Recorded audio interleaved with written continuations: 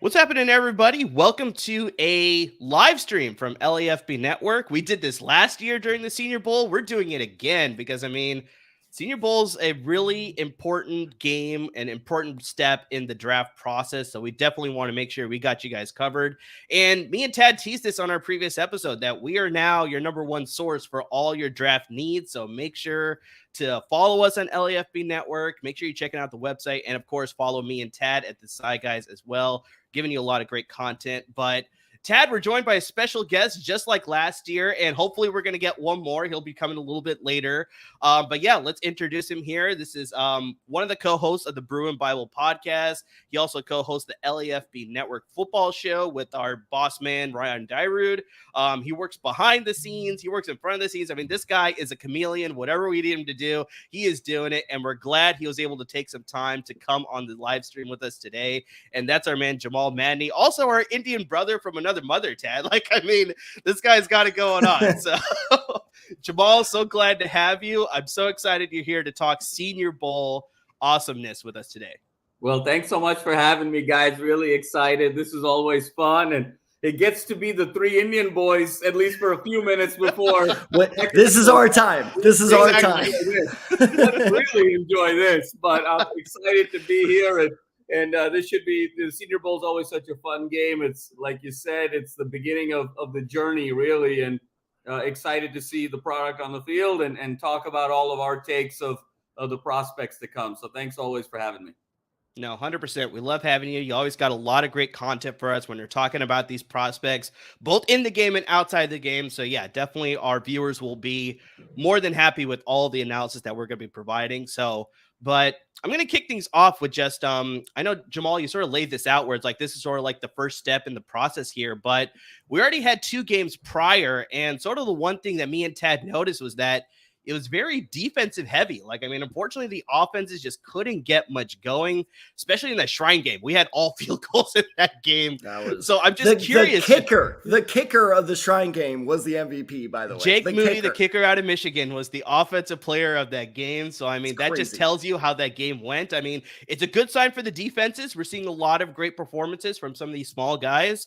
But Tad, I'll pass it to you here first. There's just, what do you expect from this game? Just looking at the roster initially, do you think you'll fall into the same level as far as the East-West Shrine game and the Collegiate Bowl, or do you think we may see a little bit more offense in this game? It's funny. So to give people a little bit of insight of, how we went about it this year, we actually split up responsibility with scouting certain positions. So I scouted one team's quarterbacks and to all the defensive backs across both teams. This is a very interesting defensive back class. Some guys I really, really like, and I'm like, I think they'll go pretty high in the second round. Other, guys, I was like, this will be interesting. But the quarterbacks that I scouted were, let's say, weak, I think is a nice way to put it. So it will be very, very interesting to see, if these quarterbacks can prove me wrong.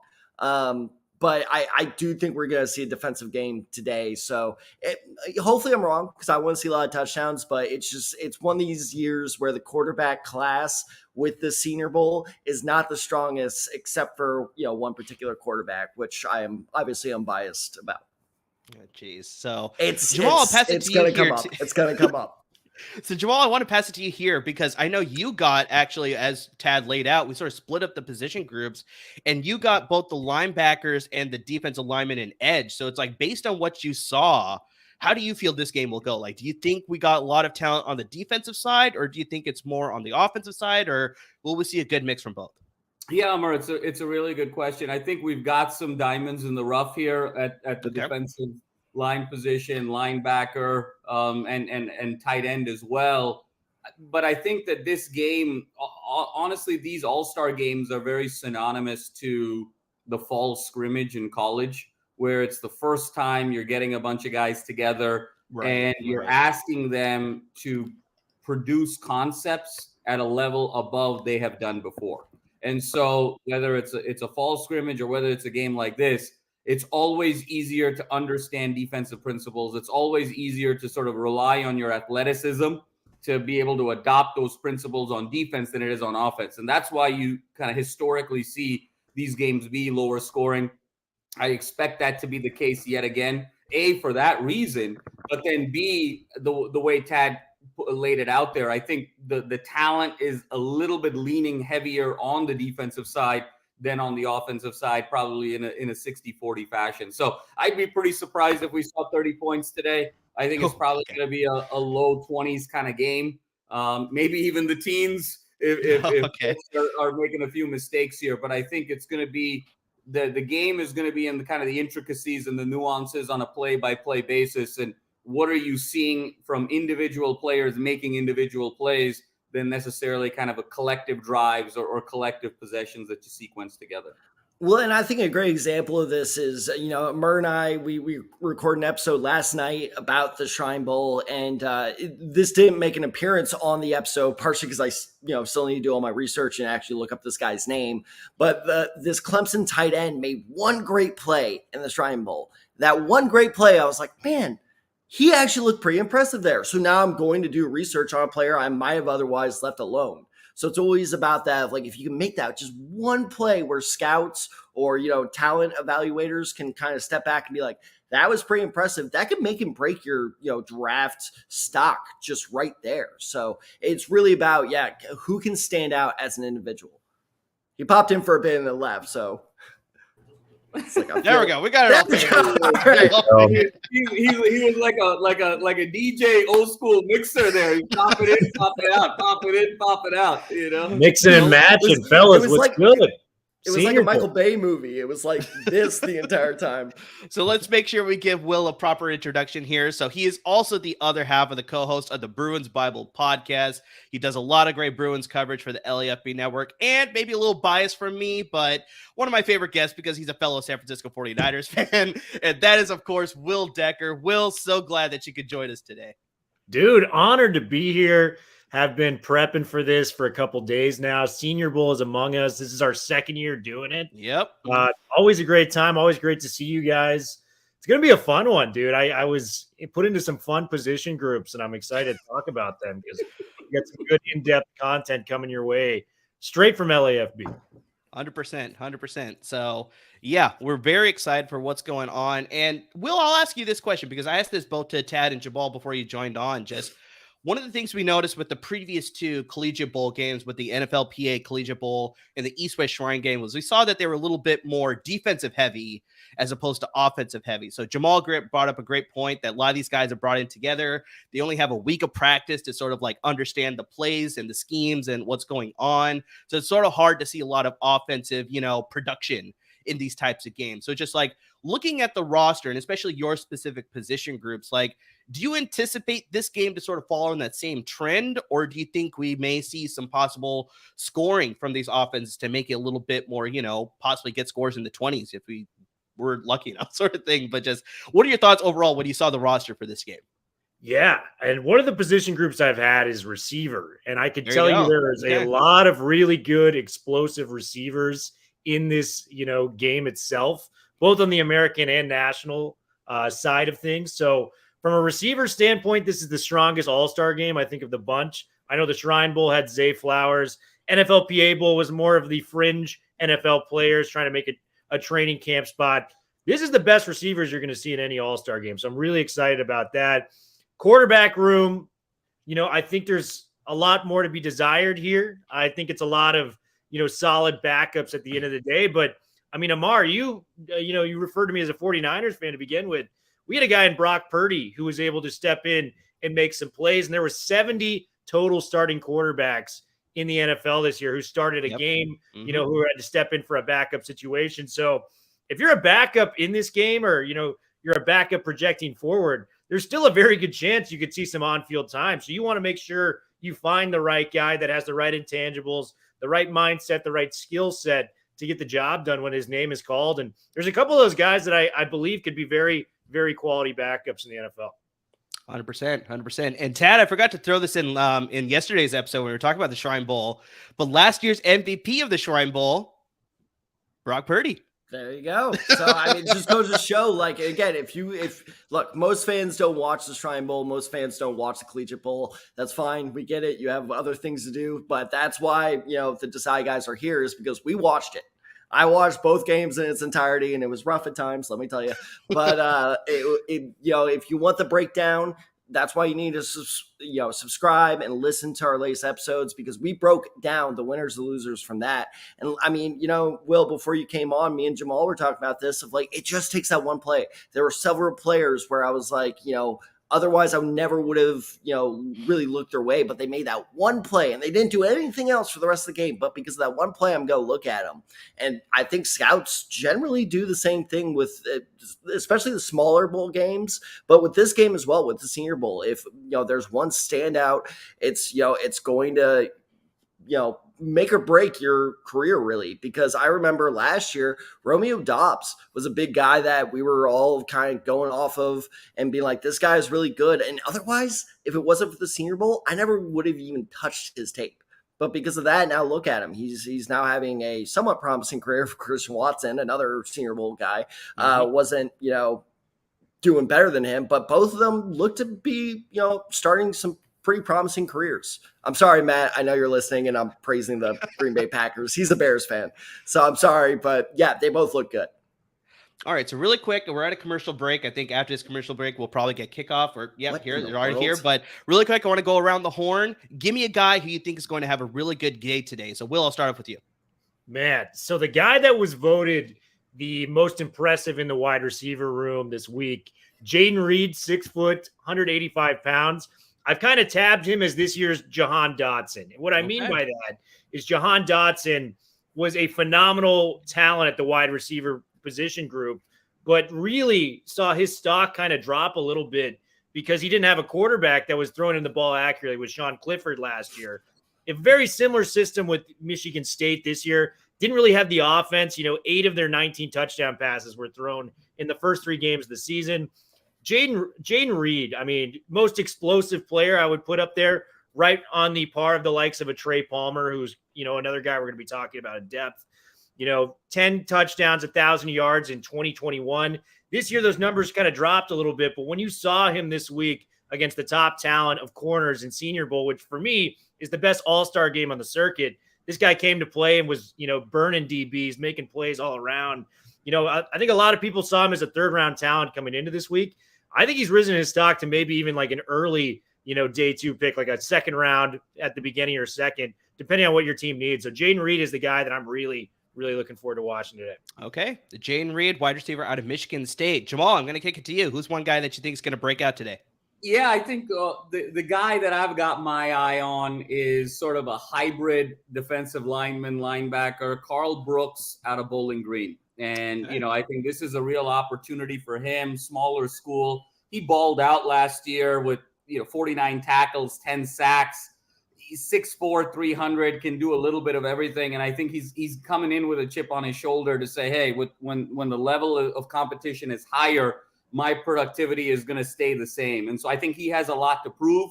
I think there's a real headliner on defense that's not Brooks that we'll get into later in the show. But Brooks is my guy who I think is really going to make some noise on the defensive side of the ball and make a running for defensive MVP. Sounds good. Carl Brooks, defensive lineman / edge out of Bowling Green. So Tad, let's close it out here. Who do you think is going to have a breakout game? I love this guy. I'd heard of him, but I'd never watched any of his, game or tape before I had to do scouting for this. And that is J.L. Skinner. He is a safety out of Boise State on the national team. The more I watched this guy, the more I loved him. This guy is a human hit stick. Like, he will just lay you out. 6'4", 220 pounds, has great fluidity. His coverage skills could use a little work, but he's one of those guys, if he lands with the right coaching staff, God help us all if he lands with the Steelers. Because if he lands with like a team like that, this dude is going to be a star. And I was kind of looking into it right now. He's projected as a 2nd or 3rd rounder. I think with a couple good tests and a really good Senior Bowl, don't be surprised if he kind of like sneaks up in there in the late 1st round. So I think just because of his pure athleticism, he could be a standout in this game. Sounds good. J.L. Skinner, the defensive back out of Boise State. So we're getting in here. We got a big run that's happening. Oh, and then I think that's why we got the reaction. Big old slam there. So that is the Northwestern running back. Got to search the roster here. I was about to say, who had running back? Evan Hull. Evan Hull. So that was a big hole that was able to crack there by Evan Hull. And then, yeah, somebody laid the wood right on him. I mean, gave him a big old hit. But yeah, that looked like a good production there. So one thing I do want to bring up is that we sort of talked about this earlier. Just unfortunately, the quarterbacks in this game are not the strongest. Unfortunately, you know, your CJ Stroud, your Bryce Young, your Hendon Hooker is injured. He was supposed to play in this game, but he is injured. Those are all underclassmen, so that's why we're not seeing them in today's game. But in this game that's actually starting right now for the Orange is the national team, right? If I remember correctly. But starting on offense right now is Jake Haener, the quarterback out of Fresno State. And as a San Jose State alumni, I watched him play against San Jose State. And there's times where it's like you see some really NFL quality throws, some NFL quality pocket presence. Like, I mean, this guy has a lot of things. And I want to throw out there that Todd McShay actually has this guy as his QB6. Like, he saw a lot of promise from him during this week of practice. And so I don't know who was able to research whether that was Tad or Will on Jake Haener, but just what are your initial thoughts on him? Just what do you think about his, you know, production level? Where can he sort of slot in as far as the draft is concerned?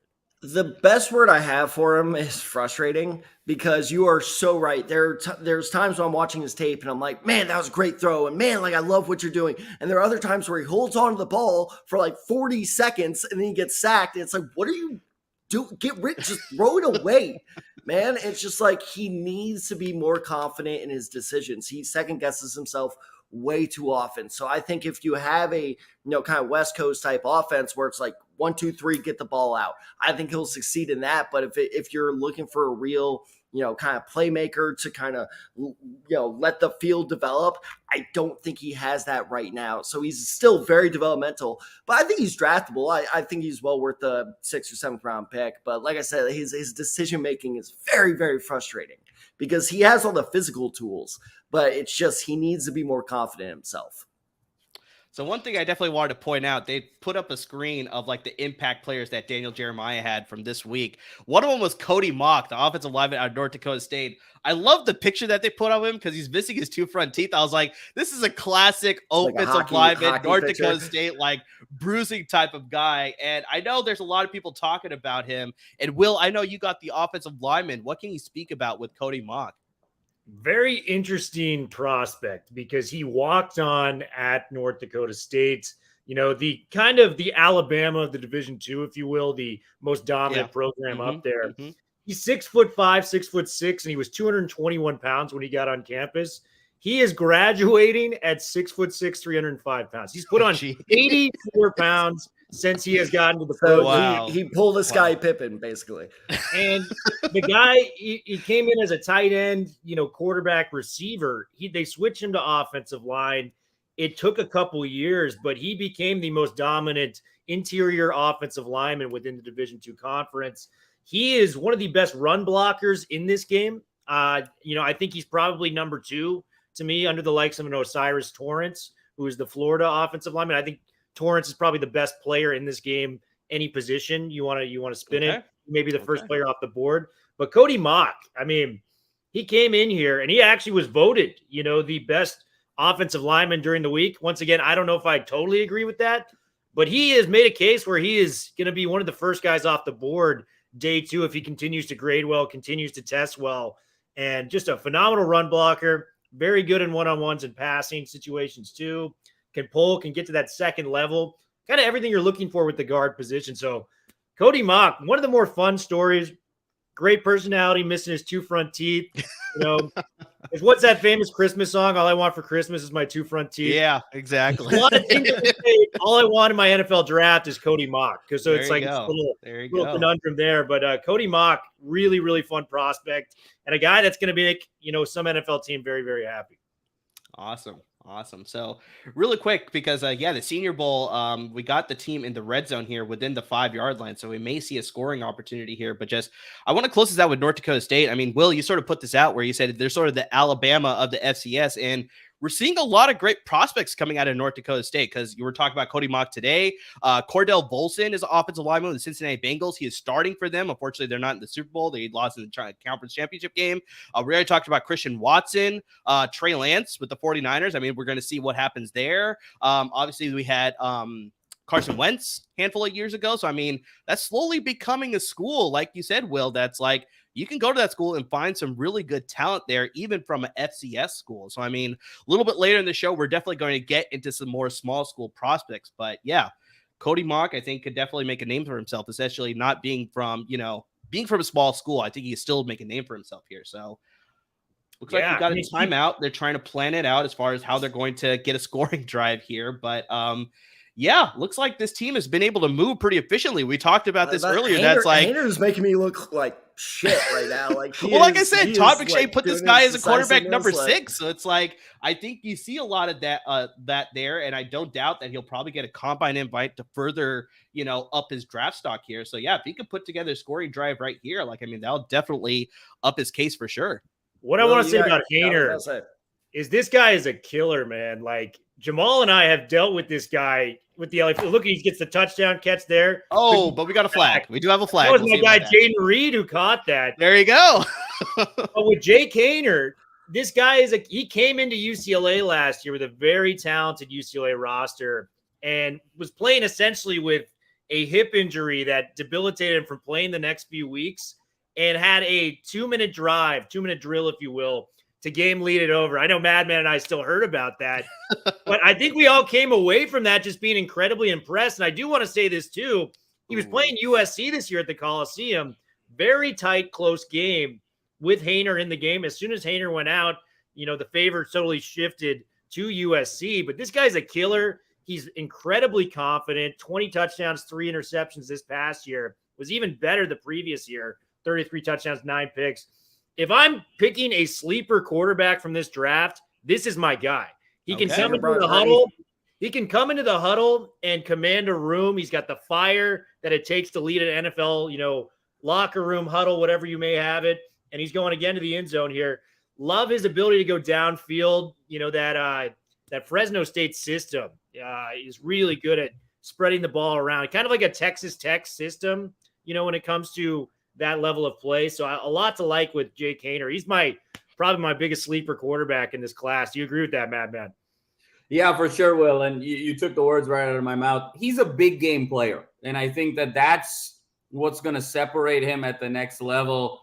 He broke UCLA's heart last year. And that was a game where UCLA was coming off of a huge win against LSU. There was all of this national buzz. It was at the Rose Bowl, double-digit favorites.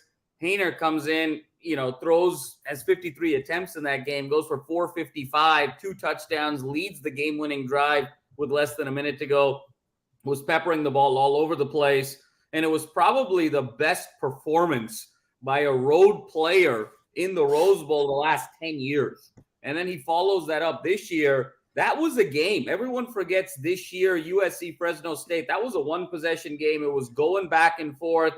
And then first drive of the second half, Hayner gets knocked out of that game, but he was throwing dimes left and right in that game and really exploiting. He was the first to truly exploit that USC secondary over the course of this year. Tremendous ball placement. He's very good with accuracy. He can make all the throws. I think Tad is right where it's a little bit of the decision-making, but I think sometimes he got a little bit lazy in the lesser games, in the games where it wasn't against the USCs and the UCLAs where he had to prove himself. And so I think now going into this part of his career, everything is going to be elevated. He's going to have that pressure. And I completely agree with Will. I think he could very well be the sleeper of this draft. And I if you were to tell me over under of QB6, I would go over in terms of his ranking. I think he has the ability to be one of the 3 or 4 best quarterbacks of this draft. And I'm glad you brought the laziness, because I think that's something that played a factor in the practices this week. It's because the practices, you could just tell that it wasn't there. He wasn't really trying to make all the throws. And I agree with everything you said. Like I said, he has all the physical tools to make these throws, but for some reason, his week in practice this week, he just wasn't doing it. And I'm glad you said that, because I was wondering, I'm like, what's going on here? And maybe that's why, is because, yes, in the big moments, you got to step up. But in the small moments, like, Senior Bowl practice, maybe he was just like, whatever, and just kind of like tossed it out. It was like, no, man, like that's what scouts are looking at. Because I agree, like this, it would not shock me if Hayner was this year's Brock Purdy. Because like I said, want to throw this out. 6-foot guy. One of the only real issues you'll have is the height when it comes to it. But who just got back coaching and accepted a new position? Sean Payton. And who knows what's going to go on with Russell Wilson, but you want a good backup there. Who was the best with Drew Brees, who was about 6 foot, in designing it's the typical Drew Brees look. Exactly. So, like, give me Jake Haener. I would love to see him in Denver with a Sean Payton-like system. I think just the fire that guy brings. And like Jamal said, you want your players to play best in the biggest moments. He time and time delivered that while he was at Fresno State. So give me that guy to, 2 minutes left in the ball game. You need a game-winning field goal. You need a touchdown drive. Give me Jake Haener. That guy's a baller. Haener's got a little bit of Robert Ory in him. It's like wake me up for the big games. And so that's I think we'll see that. I think he's going to have a really good day today, and he's off to a great start. Awesome. Big game, Jake. Big shot, Jake. So as we're coming back, we got the West team on the offense now here, and the national team's on the offense here, and so we had a field goal by Chad Ryland, the kicker out of Maryland. Unfortunately, they couldn't complete that drive. There was a rub route, which led to the flag, which led to Jaden Green not having his touchdown. Same with Jake Haener. They tried again on the next play, it didn't work out, and so they ended with a field goal. So now we're going to see the American offense here, and under center, I believe, is Malik Cunningham, the quarterback out of Louisville. No, it's the Houston guy. Clayton Tune. Oh, Clayton Tune? Okay, Clayton Tune. That running back for Tulane, Tyjae Spears. Well, wow. I've heard a lot about Tyjae Spears this week. He seems to be breaking it all practice long, and we'll see if he can continue. Still shaking from that name. USC fans are cringing and turning this off as we bring up his name. Has Tulane always had blue helmets? I thought they were green helmets. They mix and match. Green wave, but it's blue and green, so they have a combination. There you go. I have seen the green helmets before too. Like, a lot of these schools, they do a lot of I want to make sure helmet uniform combination. So I have seen the green helmet before. Maybe I'm still stuck in the Matt Forte days where that was still a thing. Man, so this receiver that just caught the ball for the Ole Miss receiver, Jonathan Mingo, they grow their receivers in just a different way, man. You got the DK Metcalf, who's a 6'2", like 230, 40-pound receiver. AJ Brown, 6'2", 230. This guy, Jonathan Mingo, is from that ilk, 6'2", 225-pound, big-bodied possession guy, makes a lot of plays in the open field. Excited to see what he does in camp because he had some pretty good reviews. They could turn him into an H-back. This guy's so big, but I don't know. Just Ole Miss receivers are just born out of a laboratory. I don't know what the hell's going on down there. True. AJ Brown's going to be playing in a Super Bowl next weekend. So, they definitely grown big out there. That was a hell of a play fake by Turner there. Holy crap. Fortunately, got the ineligible receiver downfield. I like this guy, Osiris Terrence. I really like him, too. Will actually just talked about him. Yeah, he said that he's arguably his favorite player this entire game. So, guy's a monster, man. He's we're talking so about good. 350-pound lineman. He's got ballerina-like feet. You can get to that second level. Really good blocking in the open field. And, I mentioned Cody Mock is one of the best run blockers in this. Osiris Torrance would take the cake for me on this. I just think when you add the competition level that this guy competed against in the SEC week in and week out and what he brings in terms of getting that second level, and we watched the one-on-one drills. This guy was like untouchable this week. So give me Osiris Torrance could very well be a top 15, top 20 pick in this draft. Don't say that because my hope is that the Colts take him in the second round, assuming we hold on to our second round pick. And that Max Duggan going in the first round. We'll get to Max Duggan a little bit. You're not tempting me this year. You're not doing that to me. 2.0. Kenny Pickett 2.0. Kenny Pickett showed some promise. I will stand by that. You all were calling me crazy for saying Pickett was going in the first round. Sam Howell. We're not talking about Sam Howell. We're not talking about Sam Howell. Sam Howell, you're like, he gets out of the first round, 5th round, 132nd pick. Sam Howell. He beat the Cowboys. Yeah, I'm happy. That's all I'm saying. He should have gone in the first round. So far what I'm seeing is that the American team, their offensive line is getting good protection. So unfortunately, Jamal, I know you did some research on the defensive line and edge rushers, but they don't seem to be getting home, at least with this initial combination that the American team have on their offensive line. It's kind of hard to tell from their helmets as far as who is out there for the national team as far as the defensive line. We got some close-ups here now, the offensive line.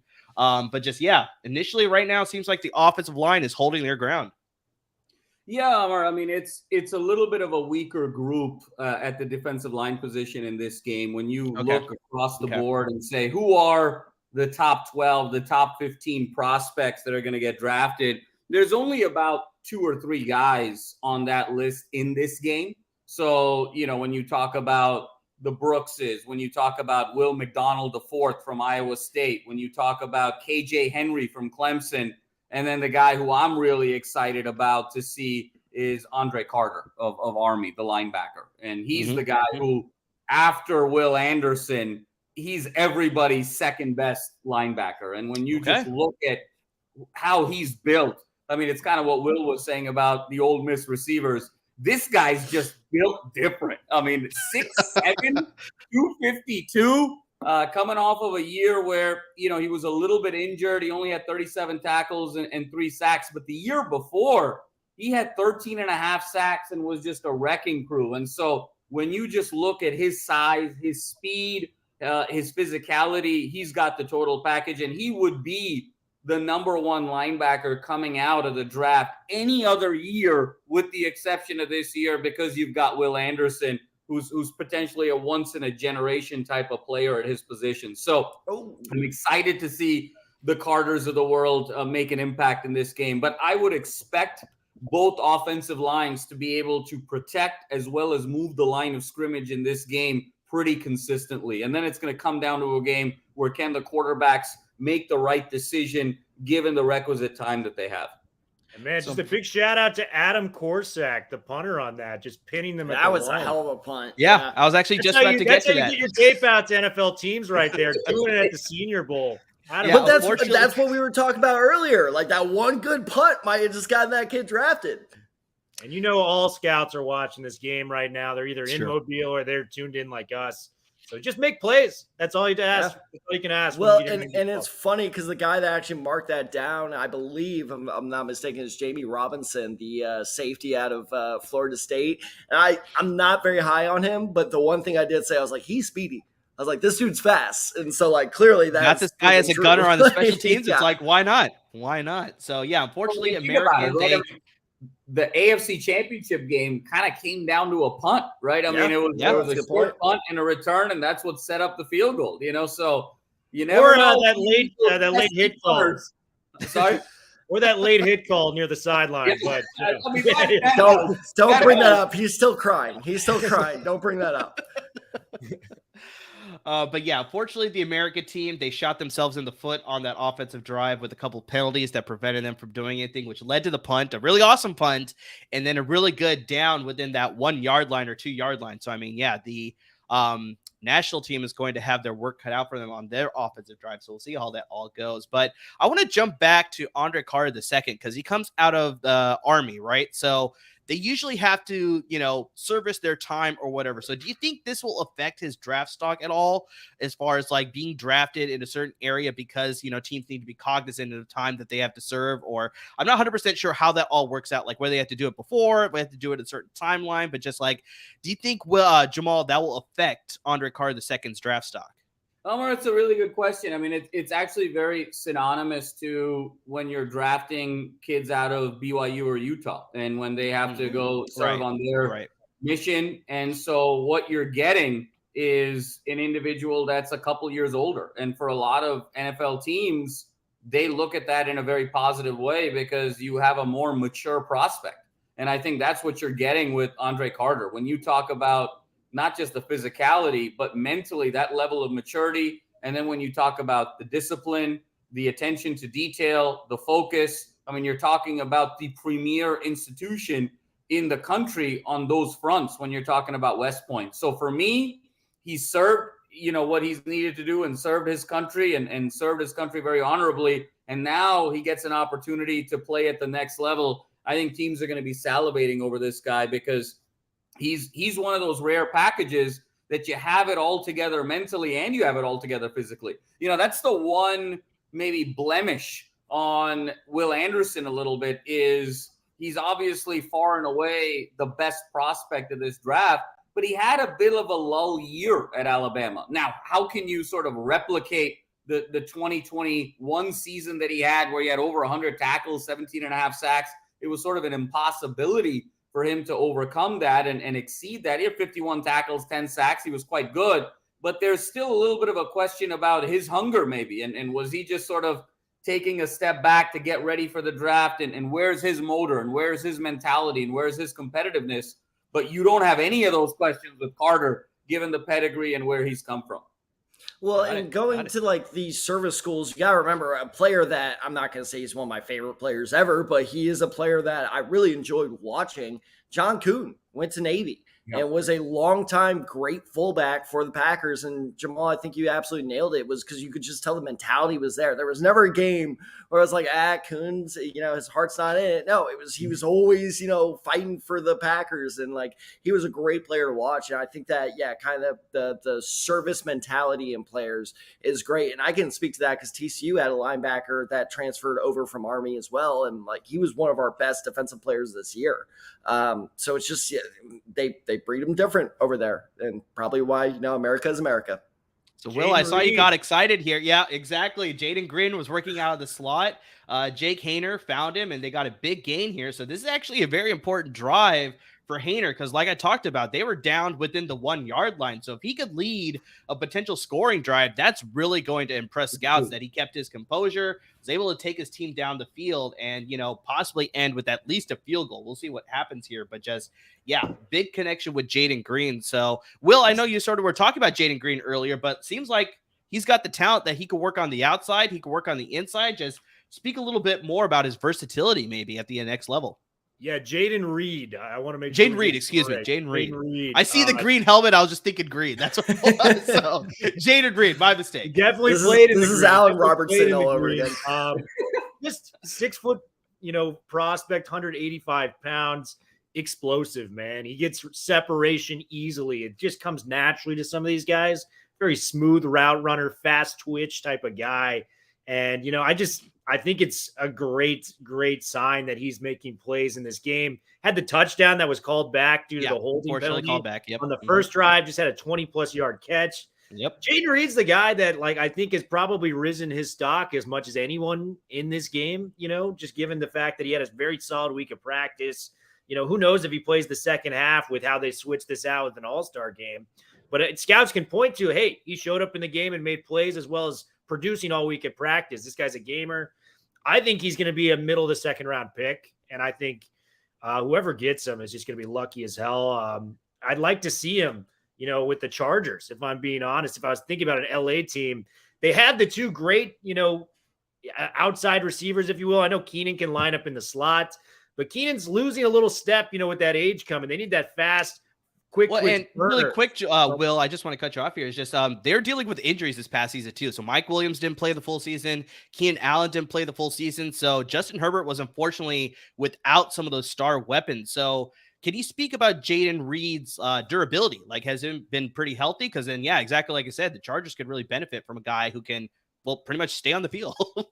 Yeah, he played, pretty much every game the last 2 seasons, and I think before that was more redshirt stuff. So you're getting a guy that can come and make plays. And durability is huge, but you're also like Keenan. I don't know if we can expect this production year in and year out from a guy like Keenan Allen. I mean, what does the NFL stand for? It's not for long. So for sure. He's been doing this for a decade plus at this point. So I'd really like to see the Chargers make a decision when it comes to that third wide receiver spot for such an elite talent in Justin Herbert, as well as pairing him with a new coach and Kellen Moore. So that is going to be very, very interesting. The pairing that's with a Kellen great Moore. Point there about the Kellen Moore piece, because if you look at his history over the last 4 years with the Cowboys have been a top 3 offense the last 4 years with Kellen Moore in terms I don't understand why they fired yards, in terms of first downs, but he's really utilized a third wide receiver. He's really utilized a tight end.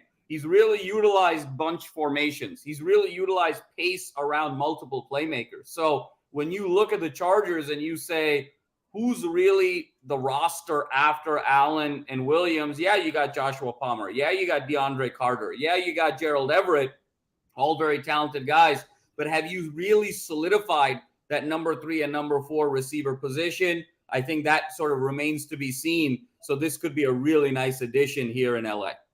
And I want to say too, sorry, we'll just interrupt real quick. It's funny because Amir and I did an episode about this, like the fantasy impact of some of the coordinator hires. And, Amir took like the players who could benefit, and I took the players who could hurt. And I texted him, I was like, I got no one that can hurt from Kellen Moore. I was like, everybody's going to benefit. Because that's what I was going to do. My original plan was pick the third receiver on the Chargers. He's going to hurt. And then I looked at all the stats from the Cowboys the last 4 years. I'm like, third receiver did pretty well for a third receiver. And I looked at the tight end, and I was like, no, tight end's going to benefit. And, 2 running backs benefit. It was like this Chargers offense, if Kellen Moore keeps it going, is just going to be ridiculous. And this is a very important draft for the Chargers, is what I'd say, because you look at the top level talent they have some of the best players at each position when it comes to their starters. I was just saying that. What hurts them is they have a lot of injuries, and they don't. The depth is an issue. The depth is an issue. Yep. Yes. So you have to make sure you're drafting guys that can step in and produce when their number is called. And they really struggled with that. Outside of a guy like Jamari Salyer, who we were really high on last year, Jamal. Yeah. Yes. I can't really name a guy that stepped in and really made an impact for them off the bench when their number was called at all of the injuries at all their positions, whether it was Boza, whether it was, Mike Williams, whether it was Keenan Allen. Not a lot of guys stepped up and made plays when their numbers were called off the bench. So getting those depth pieces is the next step for the Chargers if they really want to be considered a Super Bowl contender moving forward.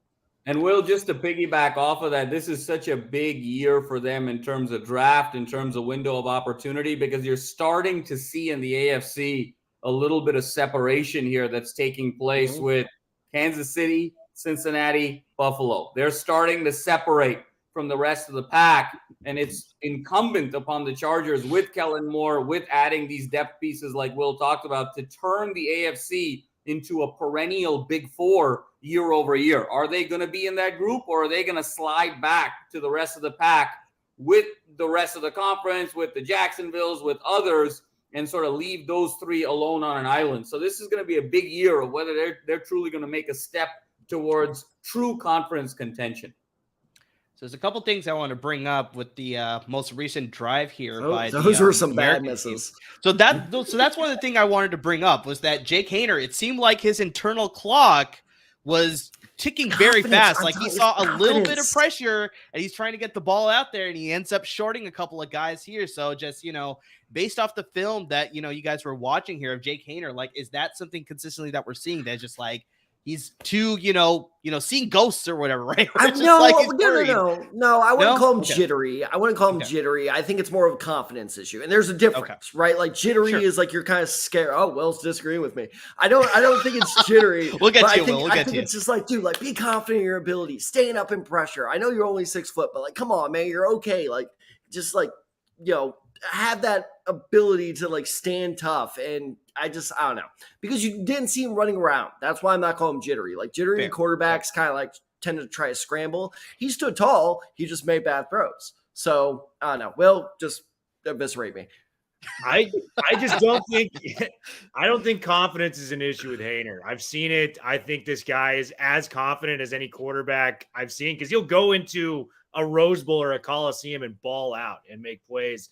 For me, like, what we see on that throw is, Haener missed him. But what we're not seeing is this is his first week connecting with one of these wide receivers. Which we brought up earlier this week. It's like they're all coming together this entire week for the first time. So, yeah, that's a great chemistry, point, man. Like, maybe that receiver was a little quicker out of his break than it should have been. But we only see the Haener bad throw there. That's what I would say to that. But the confidence, I think this guy might be the most confident quarterback in this entire draft outside of like Bryce Young. Like confidence is not an issue for a guy that's undersized like Haener, who's had to prove himself with a chip on his shoulder. So I think he's going to be really, really good. I think that's a really good point, Will, that we have a tendency just as I think overall media from an analysis standpoint at this point of the year to say, a guy is X or he's not Y. And oftentimes we have to sort of think of it more as a gradient, more as a process that, look, there are elements to this guy's game that are really good. And then there are other elements that are in work right now. And those elements that are in work, like staying in the pocket, like, making the throw and having the right level of chemistry, comes with time. It's not that he's not capable of it, but it's part of this process at this time of year. And I think sometimes, the narrative is we're so quick to say yes or no. We're so quick to sort of be binary. Is this guy worth drafting or he's not? And I think that the organizations and the GMs and the scouts that truly separate themselves in the NFL see the potential and really sort of adopt the process of evolution of a great player. And I completely agree here. I mean, in Hayner's case, he's got all the tools, because I assure you in this game, it's not the pass rush. Okay, well, I'll get to that. I'll get to that a little bit here. On the D-line. I mean, there's going to be a lot of grocery store clerks in this game next year. So, God, it's not the pass rush. It's just a matter of the timing. So it's actually funny, Jamal, that you're bringing up that we're not going to see much pass rush, but actually on this play for the national defense, I mean, Americans ending up punting here, but we almost had a near safety by the Kansas defensive end, Lonnie Phelps Jr. So, I mean, can you speak about him? Because he was able to flash a little bit of an ability there. And then they also had the deflection with the near interception, too, on the next play. So just Lonnie Phelps Jr., is he going to end up a grocery clerk, or is he going to be playing in the NFL, Jamal? Tell me. That's where we are in this game, where we're highlighting near misses, sort of near sacks. No, Lonnie Phelps, I'm a fan of his.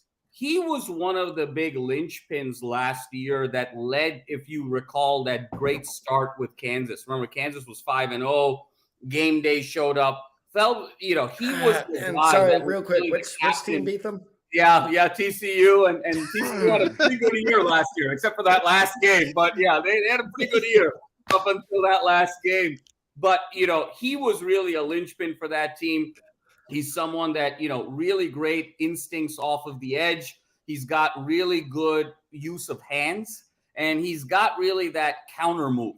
That first step and then sort of counter back in, or accelerate outside. So he's really good in sort of a counter pass rush type of scenario. So really like what I saw on him on tape. And he's got an ability to play next year on Sundays. And certainly, he's not going to be bagging groceries. How about that? He's not going to be at Kroger. All right. Because actually, Jamal, you're talking about that inside out move. That's exactly what I saw on that play that led to that near safety. He was going outside. He made a quick cut inside, and he was able to almost tackle him. So, all right. We'll see if he gets a combine invite possibly, and we'll see what can happen as his draft stock rises. Listen, guys, I got to get my analysis in here because I got the short end of the stick on the players in this game. Let me tell you, you guys have all the eloquence. I mean, you guys gave me my God. That's back-to-back drops. Who is this running back? Back-to-back drops. Running back out of Appalachian State, if I can recognize that helmet. Hater's getting screwed on this. He's made two right reads. Cameron Peoples. Yeah. Oh, okay. No, that was tipped. Still on it, though. Chad, he got his hands on it. That was clear. Yeah, just like the previous play. My high school football coach, because this is back when I stupidly thought I would be a good receiver. Cameron Peoples, the running back out of Appalachian State. My high school football coach would yell at me every time I dropped a pass, which was every time. And he would just go, "It hit you in a really bad spot, right in the hands." And I was just like, "Yeah, I'm sorry, coach. I would have to run off the field." And that's exact. And the Northwestern guy, once again, making plays. Yeah, that is Evan Hull, if I remember correctly. So, making some plays there. But that's actually the second thing I wanted to bring up, because before we saw the rotation here with Cameron Peoples and Evan Hull, we saw Chase Brown. I remember during the season, I was browsing Twitter. I would consistently see every single Sunday morning a highlight play of Chase Brown. And I think this guy is going to be a difference maker at the next level. Jamal, I know you said you want to speak on some of these guys. You got the running backs, if I remember correctly. So, just Chase Brown. What can you speak about this guy? Because from what I've seen, I think he could be a real difference maker. Yeah, I mean, there's tremendous versatility to his game, right? And I think that's what's really sort of jumping off in terms of value at the next level. You can obviously, he's got really good vision. He's got the nice nimble feet, but then you can sort of have him as a receiver out of the backfield. So there's a lot of elements of variety because, truth be told, obviously no position in football has changed as much in the last 5 years than the running back position. And so the way to be effective in this role is to have versatility. Can I be used in 1st and 10? Can I be used in 3rd and 3? Can I be used in 2nd and long? And that's really kind of the element that Chase brings to the table. So that was my mistake. Brother playing too, Sidney Brown. Yeah, they brought that up earlier. They had the graphic with them showing them growing up together. So my mistake. Tad actually had the running back. So Tad, can you elaborate a little bit more? You can always throw it to me. It's true. No, it's true. That's why I love the guys we have here. Everybody can speak on everybody because you guys didn't give me much to work with here in terms of the roster. Don't worry. Everybody can speak on everybody. That's why I love the crew that we have here doing this live stream here. But Tad, I know you did a little bit more research on the running back specifically. What can you speak about with Chase Brown? Because like I said, I'm really excited about this guy. I mean, I really like his instincts. I think he's a pretty good shifty back. It's one of those things where it's just, I'm not sure if his field vision is quite there yet. But I mean, going back to something Jamal said, I really like what, he said about the coaching consistency or the coaching fit for a lot of these prospects. I don't want to say, I think he will or will not be a good running back because the tools are all there. It's the situation he lands in. So I like him as a solid developmental back. I don't think he's going to make a massive immediate impact, but he's a guy that you can bring in to develop into a change of pace back going forward. Sounds good.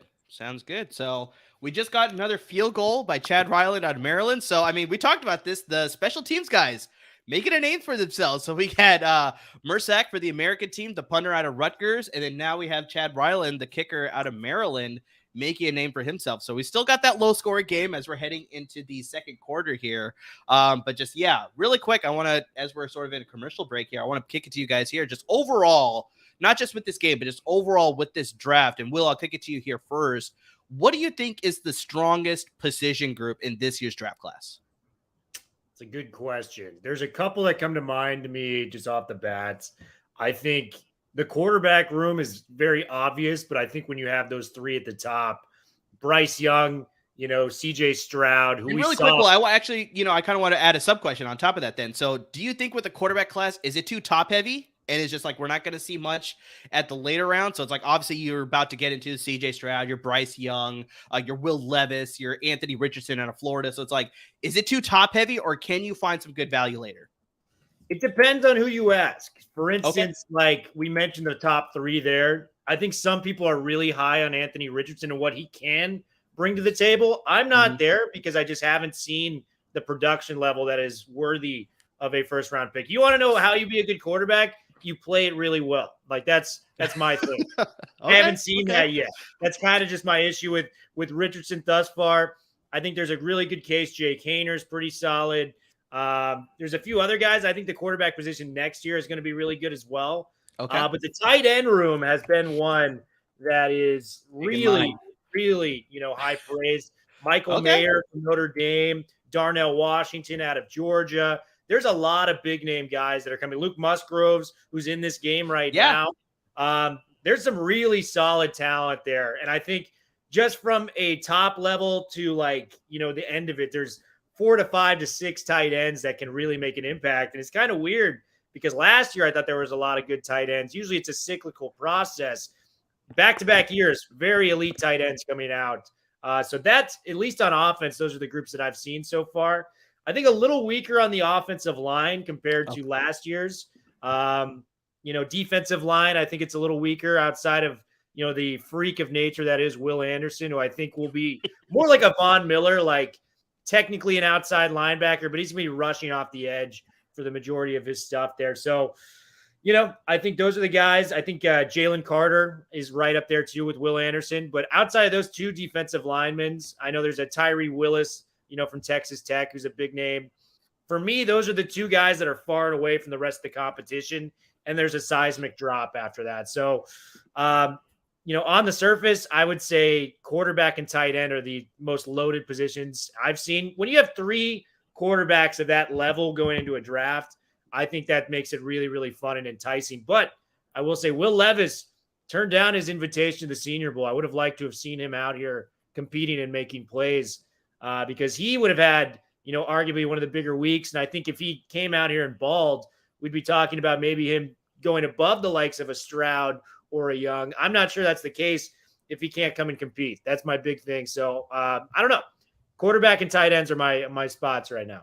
Okay. And we'll jump back to this question, but really quick, you just brought up tight ends. And actually, one of the plays that set up a big run for Chris Rodriguez Jr., the running back out of Kentucky. And I would like to talk about Chris Rodriguez in a bit. We'll jump into that, but I want to give Jamal a chance to talk about the tight ends because Will already spoke about how good the tight ends are. And I wanted to highlight the fact that Luke Musgrave, I should say specifically, the tight end out of Oregon State, he set up a really good block on the inside, which let Chris Rodriguez jump into a big hole. So, I mean, Jamal, I want to pass it to you here. Just like, how do you feel about Luke Musgrave and just this tight end class overall?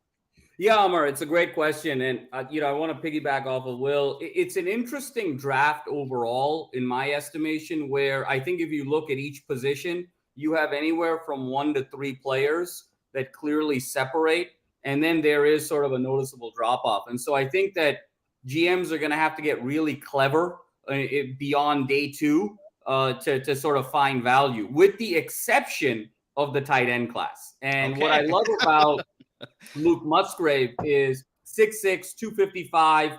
He, 11 catches, 169 yards, and a touchdown this year, modest numbers. But he, to me, was far and away the best blocking tight end in college football last year. That's exactly what I saw. He set up an excellent block to break that run. So. Absolutely. And when you look at that zone read rushing attack that Oregon State had last year, and they were able to sort of go on the edges, Musgrave was the guy who was setting the edge time and again in those schemes and allowing Oregon State to really have the type of success that they had, even when they had such inconsistent quarterback play. So Musgrave is an elite blocker. I think there's room to be had on the developmental side of him as a receiver and a route runner. But to be honest with you, if you told me I've got a tight end who's a great receiver and a great blocker, what's the prospect I'd rather have? I'd rather have the great blocker because some of the receiving things and the route running are easier to teach at the next level. Exactly. And the fact that he's kind of coming in blank slate, clean slate,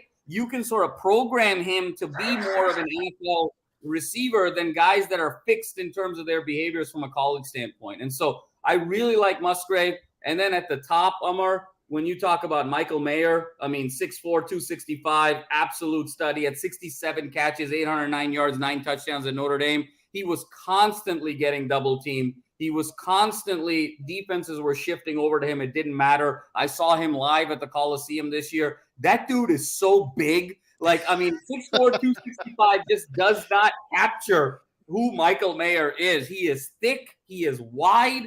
It almost feels like 3 steps and he's sideline to sideline. He's that big. And so he is going to make an NFL team salivate. And then Dalton Kincaid, the stud out of Utah, he had to really take on the reins with Keithy, the other great tight end, out for the season. He had 70 catches, 890 yards, 8 touchdowns. 25% of his 890 yards came against USC in one game where he had nearly 20 catches, 239 yards, and basically single-handedly beat SC in that first game. He's an absolute stud. He's someone that is sort of the Travis Kelce type of ilk where you can kind of get him out there in space and he can do some really interesting things.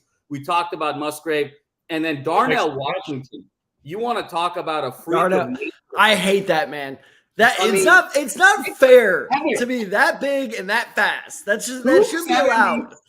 6'7", and the guy's running at 4'5". He's a human cheat code. He could revolutionize the position, honestly, if he's put in the right situation and he's got the right mindset and the right coaching, because that size, that speed, and just that overall, even his catching ability. 28 catches, 454 yards, and 2 touchdowns on a team that had Bowers, is a really impressive amount there. So those are my top 4. You've got guys like Sam Laporta out of Iowa, solid player. You got Cameron Latu out of Alabama, who's got really good hands in traffic and can find himself open. So you got 6 really good tight ends here that can make a significant impact. This, to me, 1 through 6 is probably the strongest position group. There you go. So We're seeing some running back usage here by the American team here. So we saw some Chris Rodriguez Jr. out of Kentucky. Now we're seeing Tajay Spears. We almost had a trick play with the wide receiver out of Princeton. Trick play there. Andre Iosivas, the wide receiver out of Princeton, was trying to go for a trick play there. But, Clayton Tune, a little bit of a scramble here. So, guys, anybody got some knowledge on Clayton Tune? Like, what do you guys feel about his draft appeal?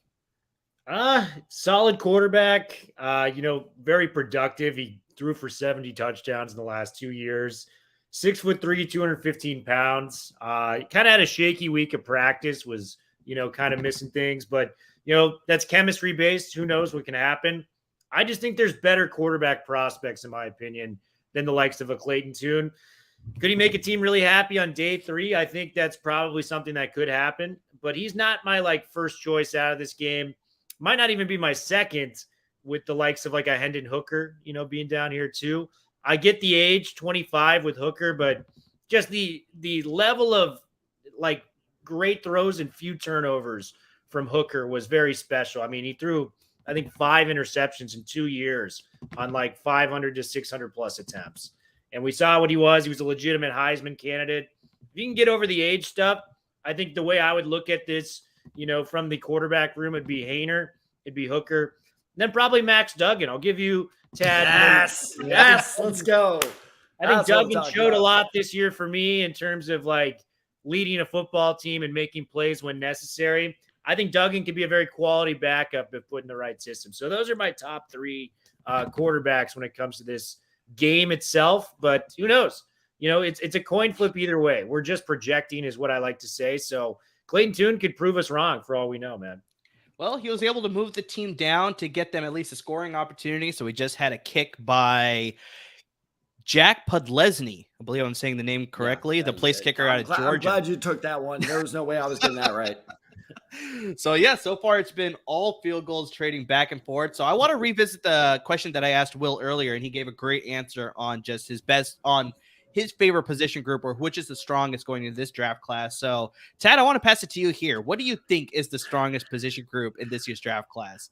I mean, the reason I'm laughing is because it's 3 for 3. It's tight end. There's no question about it. Michael Mayer, I love him. Will and Jamal, I would love to hear your thoughts on this, but I think him to the Chargers with that, I believe, 17th overall pick is just a match made in heaven. Him and Everett, and I almost combined Gerald Everett and Everett in one name, but I think that those two could make a great dynamic duo. But the guy I really like, and it's surprising because month has gone, as January has gone on and more people kind of get more in the draft, I've seen a lot of people kind of start questioning Darnell Washington, actually. And I'm almost a little afraid, and not without reason. His pass catching skills do need a lot of work. He is just a good run blocker solely because of his size. His technique could still use a little bit of work. So there's a lot to develop there. But for me, Darnell Washington might be my tight end 1 just based solely off potential. Because like Jamal said, with his size, his speed, if you can harness all that and coach him up, he's unstoppable. There's no linebacker in the league that's going to stop that, short of maybe Fred Warner. And even then, I'm not sure. So, Darnell Washington is just a guy that I'm absolutely obsessed with going into this draft. I think he has the real skill set and just, I keep using this word with him, potential to succeed. So I think tight end's pretty strong.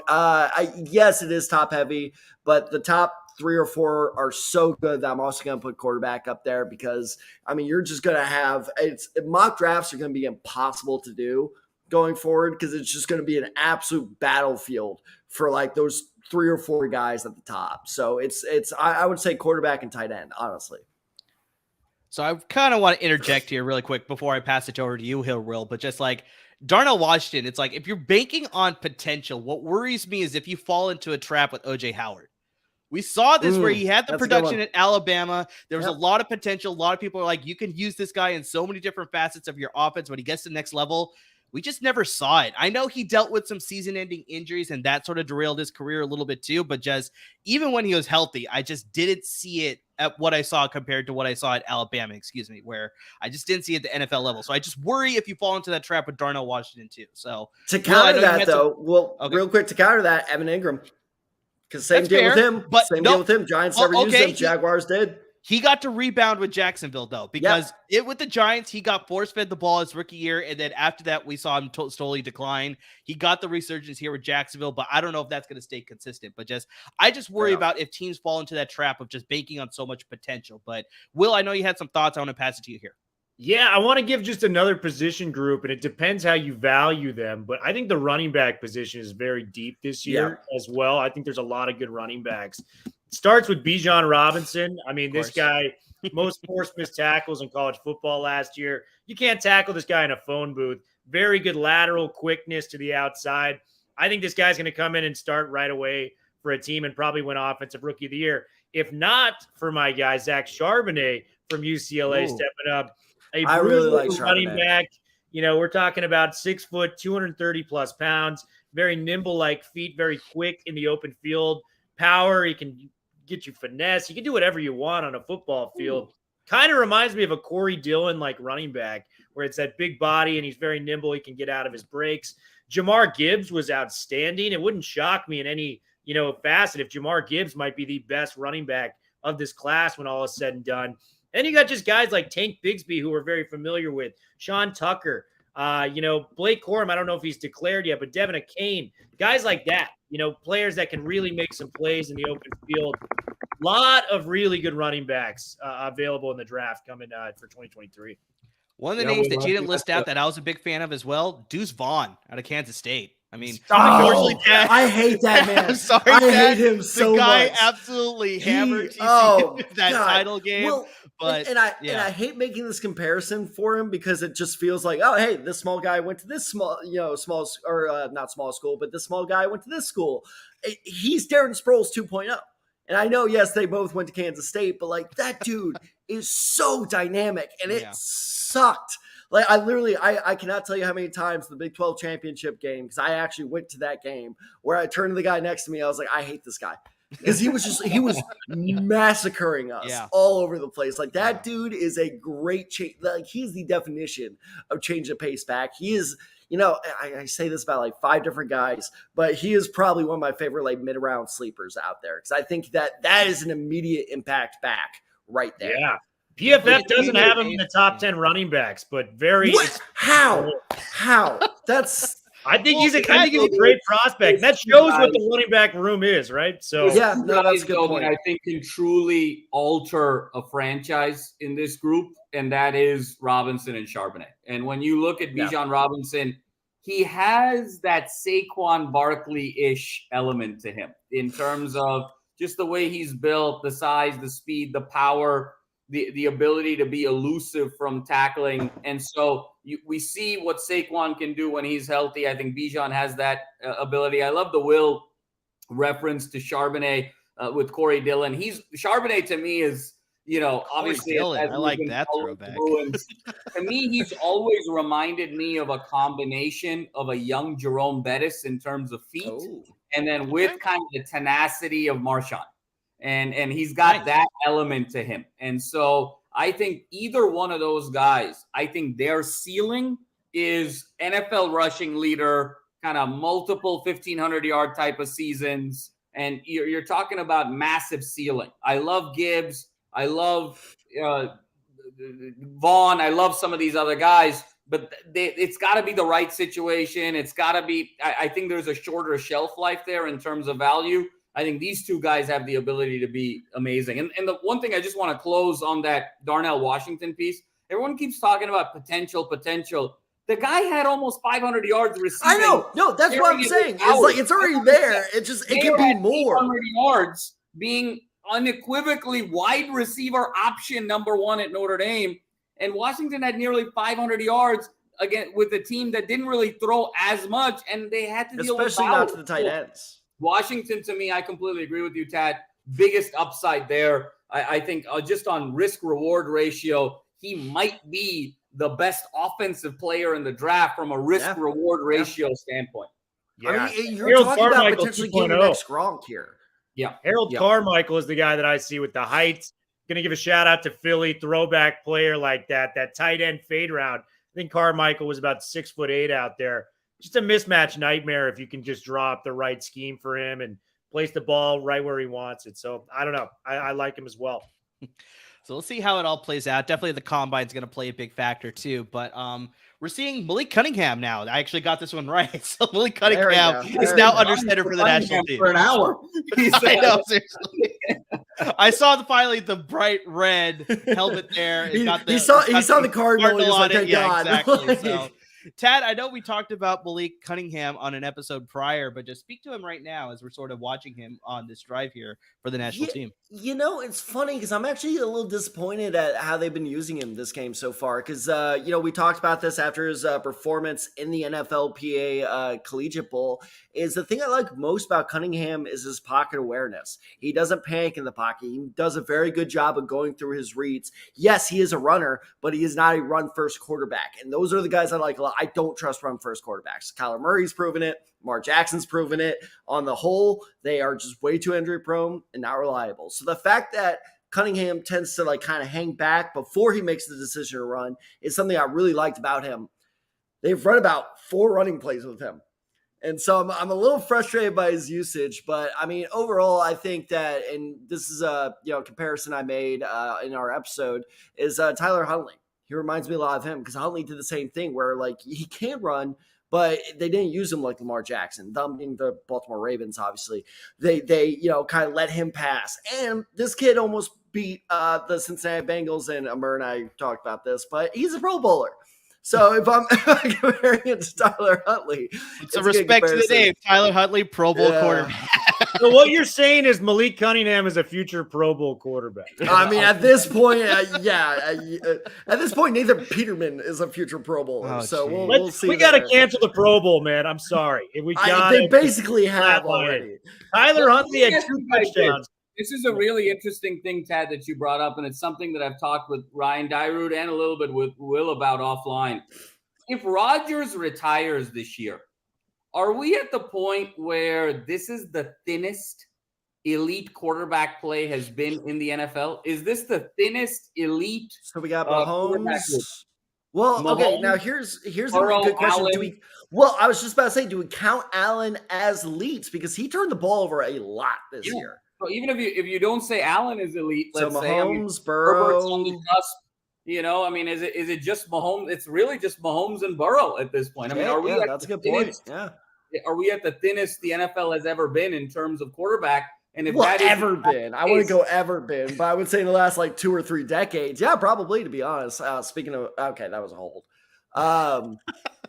But then how did teams draft? I mean, how did teams draft Herbert? I mean, would we include Herbert as elite? Not there yet. He's close. Not there yet? Okay. He's close. Yeah. So I think he's on the doorstep, just like Will said. How I would answer that question is the NFC unequivocally yes if Rodgers walks away because you have no elite quarterback. I think Jalen Hurts might actually be the closest we have to an elite quarterback if Rodgers walks away. Even as a thrower, though, Hurts still needs. I know Hurts had great year for 1 year too. We have to see it consistently, right? Hey, so it's like I'm on the same page. I'm saying that's as close as we can come to. And you're right. No, that kind of proves your point. We got that's Danny Dimes. Apparently, he's demanding $50 million a year now. Yeah, no, but for the AFC, I think Mahomes is there. I think Burrow's there. Yeah. And despite the struggles, I would say Allen is still in that elite tier. Yeah, I'm being nitpicky. Given there. what I would we've put seen, Allen there. Yeah. I mean, I think the greatest quarterbacking game I've ever seen was the game he lost, a year ago against Kansas City. That was so good. Divisional game, yeah. I think it was just a lot of pressure coming back from that DeMar Hamlin situation and everyone kind of putting the expectations on the Bills as we get a touchdown here. Oh, wow. See, that's what I mean about Malik Cunningham. Look at that. He was getting pressure off the side. Yeah. He was staying calm, delivered an absolute dart. I love this kid, dude. Malik Cunningham, you know what? This might be my quarterback sleeper pick. Our first touchdown. I love this kid. I think they're still reviewing it. But it's still an impressive catch by the tight end out of Purdue. That's Payne Durham. Jamal, you got notes on Payne Durham? I don't think it's a touchdown. Yeah, I think they're still going to review it, but I think it's still an impressive catch. So, I mean, we'll keep it at that. Just Jamal, any thoughts on Payne Durham? You got any notes on him? Yeah, no, he's a solid player, really, and he was partially, he was the big weapon out of Purdue this year that propelled them into the Big Ten championship game. I mean, the production was there. I mean, 56 catches, 560 yards, 8 touchdowns. Really, he's 6'5", 255. All the measurables are there and the production is there. Again, we talked about the depth of tight end. We didn't even mention him, but he's someone that's going to be able to make a really significant impact at the next level, especially, and he's got to be in that right system. But Purdue really leveraged him very well on all sides of the field. It was really kind of inside 10 yards, but then they also sort of let him out there on those seam routes to sort of 20-yard seam routes and really used him very versatilely. In the college game, for a tight end to be at 56 catches, especially in the Big Ten, that's a very significant number. And so he's a guy who's a more mature prospect, a more polished prospect that's ready to make an impact right away. His upside might not be there of some of the others, like the Washingtons and the Mayors and whatnot, but you're going to get consistent production from him from day one. Will, you got some thoughts? Yeah. So Dane Brugler is one of my draft guys, and he's down good. Yeah, he's got a lot of great analysis for sure. He's down in Mobile this week, and he had actually Payne Durham as the best performing prospect at the tight end position in the Senior Bowl this week, even over the likes of a Luke Musgrove. He goes, Musgrove will be the highest drafted prospect, but nobody raised their draft stock more than a Payne Durham, 6'5", 258 pounds. Madman alluded to some of the great points that he had. Really did well on some one-on-one stuff, and was really impressing all week. So Payne Durham's a stud, man. Like, this guy outplayed, Luke Musgrove, who a lot of people have as the number 2 tight end in the draft. I don't know if I personally agree with that. I would have liked to have seen a little bit more before I'm ready to declare him a top 3 tight end off potential. But Payne Durham's a stud, and I think whoever just adds to our point of the tight end class being the deepest in this, NFL draft. It's incredible stuff. And I think I just want to highlight the fact that between Durham and Musgrave is that the thing that Musgrave does really well are things that very few others do well. It's really hard to be an elite blocker at the tight end position. The things that Durham does well, others do well as also. And so that's sometimes where you're drafting. You're also sort of, it's similar to upside, but it's also like rarity of skill. And so that's also sometimes where you're making those picks. But Durham is a guy who day one is going to get into somebody's training camp, make a roster, and make an impact.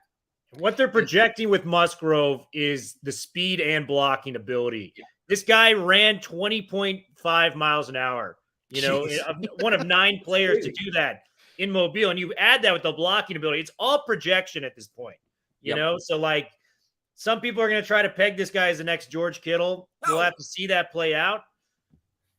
As Cunningham fumbled the ball, picked it up and ran it in.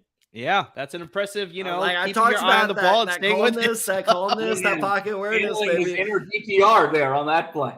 Now, here's the good question. Do you go for 2 here? They may, because like we talked about, these are sort of a chance to sort of showcase your players here. So it's like they may decide to go for 2 points to see, like, blocking, who could break open on a passing route sort of thing. So it's a possibility. On replay, that might have been the center's fault, that fumble. I think they are going for 2. Yeah, why not? Kicker's tape is just totally different than everybody else. Like, well, we've already seen the national team. He's kicked 2 field goals already, so it's like we've seen it up from Chad Ryland. So I mean, why not go for 2? See what the quarterback could do. See what some of these skill position players could do. So yeah, let's get a chance to see more tape, right? I mean, how many scrawny white kids from the Big Ten do I need to see kicking a football? Right? I mean, it's. So let's see what happens here on this 2-point conversion. There's Payne again, man. There we go. Connection is a connection. Hey, nice if you draft these 2 guys together, there you go. Is that Lambeau leap? Is that Lambeau leap going to be kind of a in Mobile? Yeah, the Mobile leap. So I do want to close out that topic about the tight ends. Like, if you could be an elite blocker and you could sort of do those things like Jamal laid out, where it's like, if you could do the things that no other tight ends want to do, because we see your Travis Kelce's, who's an elite receiver. You see Mark Andrews, who's an elite receiver. But then if you could get it, like, I hate to be biased here, but if you could get like George Kittle, who accentuates being a blocker more than being a receiver, that's going to get you on the field more often. And then, like Jamal said earlier too, you can develop the rest. You can develop the route running. You can develop the pass catching skills. So if you can do those intangibles, that's going to get you drafted a lot higher. So I think with Musgrave, it's definitely going to be a very good situation for him. And yeah, Payne is putting on a really good show. Payne Durham, is putting on a really good show right now. I think a really great example of exactly what you just said, Murr, is Greg Dulcich. Look at where he got drafted last year. I saw a lot of, projections where it was 6th or 7th round. And I believe, if I'm not mistaken, he went in the 4th. It was the 3rd or 4th, right? It was one of those. Third round. So, it was the 3rd round. So even earlier. So I had him say it was the 4th round. And he went in the 3rd round because he was so overall talented that, like, you exactly like what you say. You can develop, and exactly what we've been saying this entire time.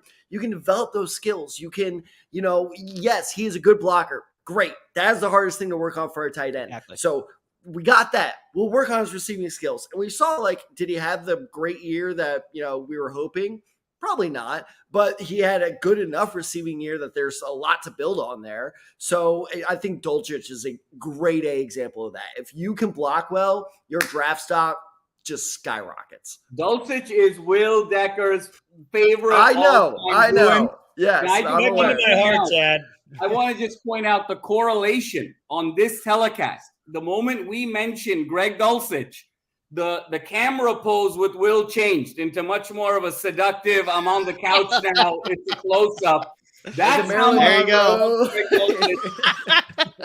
He's our guy. And, Will is giving some subliminal messaging here about how much he loves Greg Dulcich. Okay? Just you wait until Max Duggan comes in this game. Man. Big Dulcich guy, man. He's a legend. And, I think part of the lack of production, he was injured to start the first 4 weeks. Well, and, two more important words, Russell Wilson.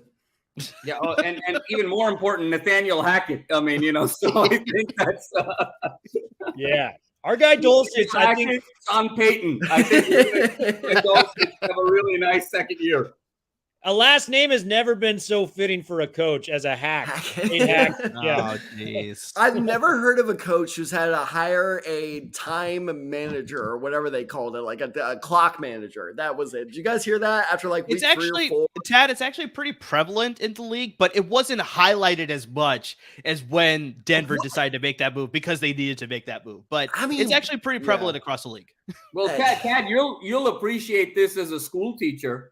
One of my buddies who's a school teacher, his colleague is very good friends with Nathaniel Hackett, and Nathaniel Hackett actually hired him this year to change the playbook into more of like a digestible. I hate to cut you off, Jamal, but we got our guy Max Duggan in the game. Let's go. Come on, it's actually kind of funny because he's sharing a backfield with Georgia running back Kenny McIntosh. So I mean, it's like, don't you bring up his name? There's a reason we haven't brought up his name. Kenny McIntosh actually has been looking pretty good in this game, the few plays that he's had, and obviously he looked pretty good in that unfortunate drubbing in the national title game. Tad, I know you had to scout him. I'm pretty sure you weren't happy about it, but speak about Kenny McIntosh before we start lauding Max Duggan. So the thing I like the most about him is that there's nothing overall that blows me away. And I know people are like, that's the thing you like the most. But that's what I mean is his overall game is really solid. He's a good receiving back. He's a good, kind of shifty physical runner. He's not going to truck anyone. He's also not really not going to outrun anyone. But this is a comparison. I always struggle to do this, especially ever since I compared Zach Wilson to Aaron Rodgers. Yes, that actually happened. But again, with my comparisons, stop laughing, Jamal. With my comparisons, it is about play style, not in terms of actual success. McIntosh reminds me a lot of kind of Nick Chubb.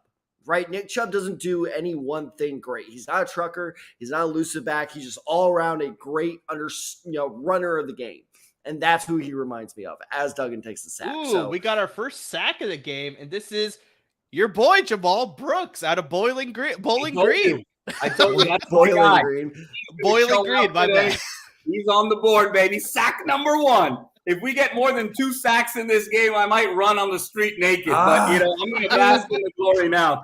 And this is what Duggan does, dude. He holds on the ball for way too long. Great Will Ferrell said in old school. Let's get sack number 2. I will say, though, on that sack particularly, I think that was a coverage sack because Max Duggan had a lot of time. Fortunately, the offensive line ended up breaking down, and Brooks was able to get that sack. But still impressive that we registered our first sack here with less than 2 minutes left in the first half, excuse me. So I think we got to give the floor to Tad here. I mean, it's your guy, Duggan. What do you like about him? Let's hear it. I'm preparing for the first round draft. No, I'm not doing that. I'm not that much of a homer. Don't worry. I'm not that much of a homer. Now, Tomlinson, we could talk about Tomlinson going in the first round because I think that's deserved. But no, with Max Duggan, I think the last two plays perfectly encapsulates the Max Duggan experience of like holding on to the ball too long, panicking under pressure, not knowing what to do. That's what cost us the Big 12 championship against K-State is they put great pressure. And I know everyone loves pointing out the big drive. And yes, that was a legendary drive. But unfortunately, for most of the game, especially that third quarter, when he gets pressured, he tries to make things happen rather than just like take the play and just like, throw it away. He tries too hard to make things happen. And then the very next play, after you're like, I don't like this guy, he runs for 10 yards. And you're like, okay, great. He's a great runner. So I think Duggan has a lot of foundational skills to work with. But in terms of calmness in the pocket, that's my biggest thing to work on with Duggan. But his deep accuracy is good when consistent. His, composure is good when consistent. And his just like I always hate doing this when I'm scouting a player because it's just like, what the hell does that mean? But he has the it factor. He just has that factor, that winning attitude that is so great. And that's why the whole TCU fan base rallied around him. That's why he's one of my favorite TCU, if not my favorite TCU player of all time.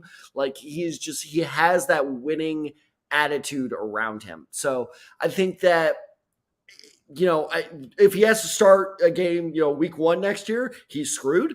But I think with a couple, years of development, I think he could develop. He reminds me a lot of Tyrod Taylor in the way, and not in play style, and the way that if he is allowed a couple of years to develop, he can turn into a serviceable starting NFL quarterback.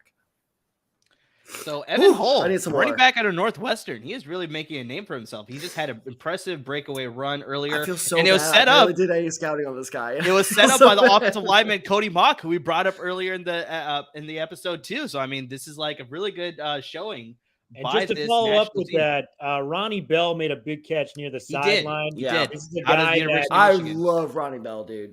Especially impressed this week. Has made a lot of plays in the open field.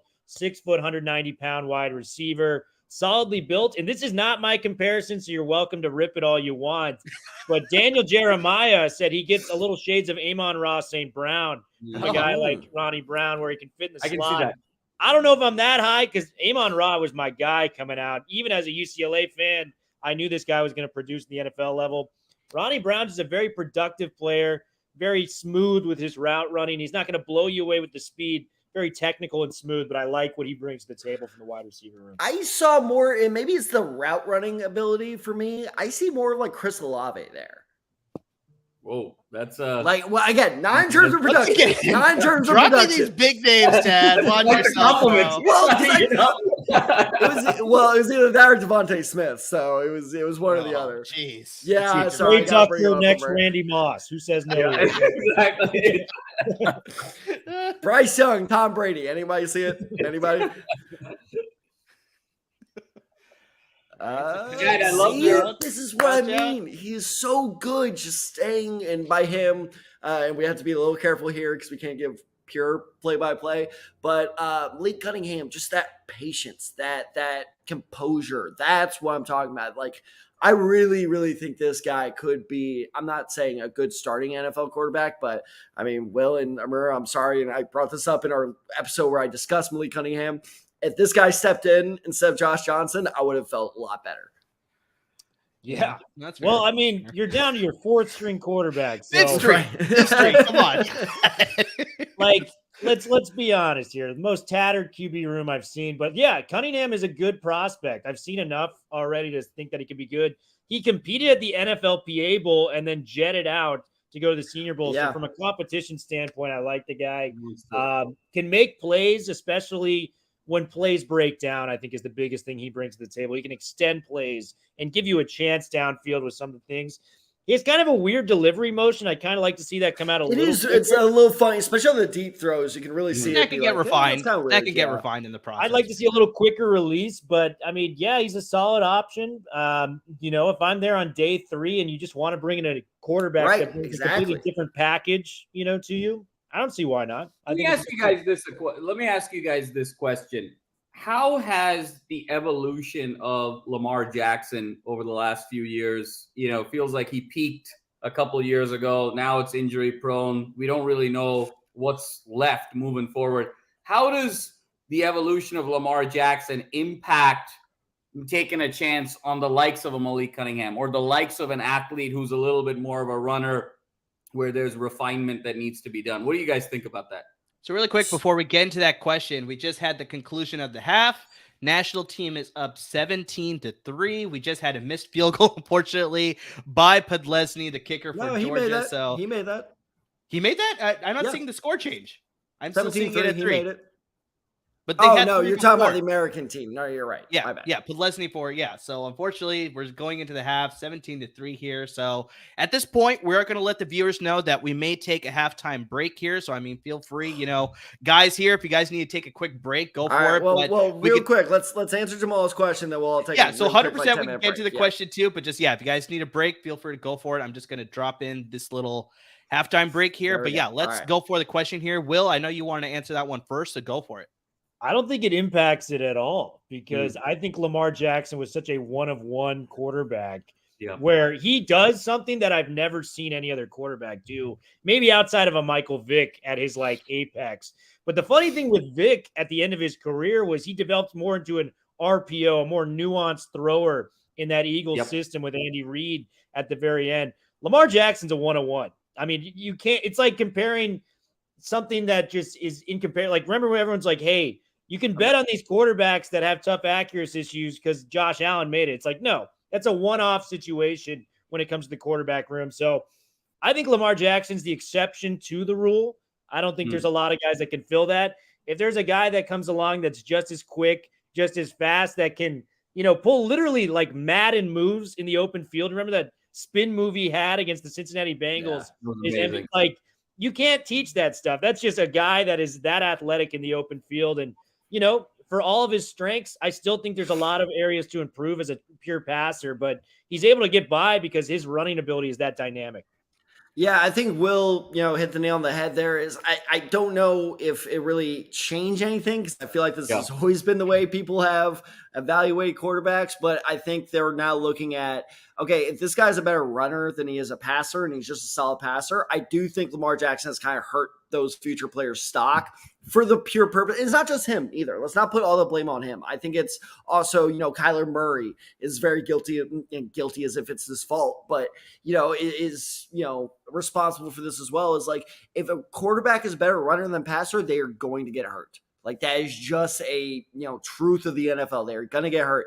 You're going to miss a couple games. If, that injury is just minor, hopefully you don't tear an ACL or hopefully you're not out for weeks at a time. So I think that the passing ability of quarterbacks is so much more important now, especially if you're a dual threat guy. The NFL just keeps getting better and better. Now it's almost like you need to be a dual threat guy to even be considered in the top. That's honestly why I'm surprised Will Levis, and not that he's not deserving of it, I'm surprised Will Levis is, his draft stock is so high because I thought that, his lack of mobility, or I shouldn't say lack of mobility, but the fact that he's not as mobile as other guys, I really thought that would hurt his draft stock, but apparently it's not.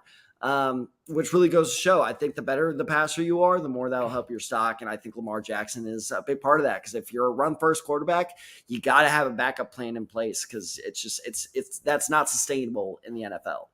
Makes sense.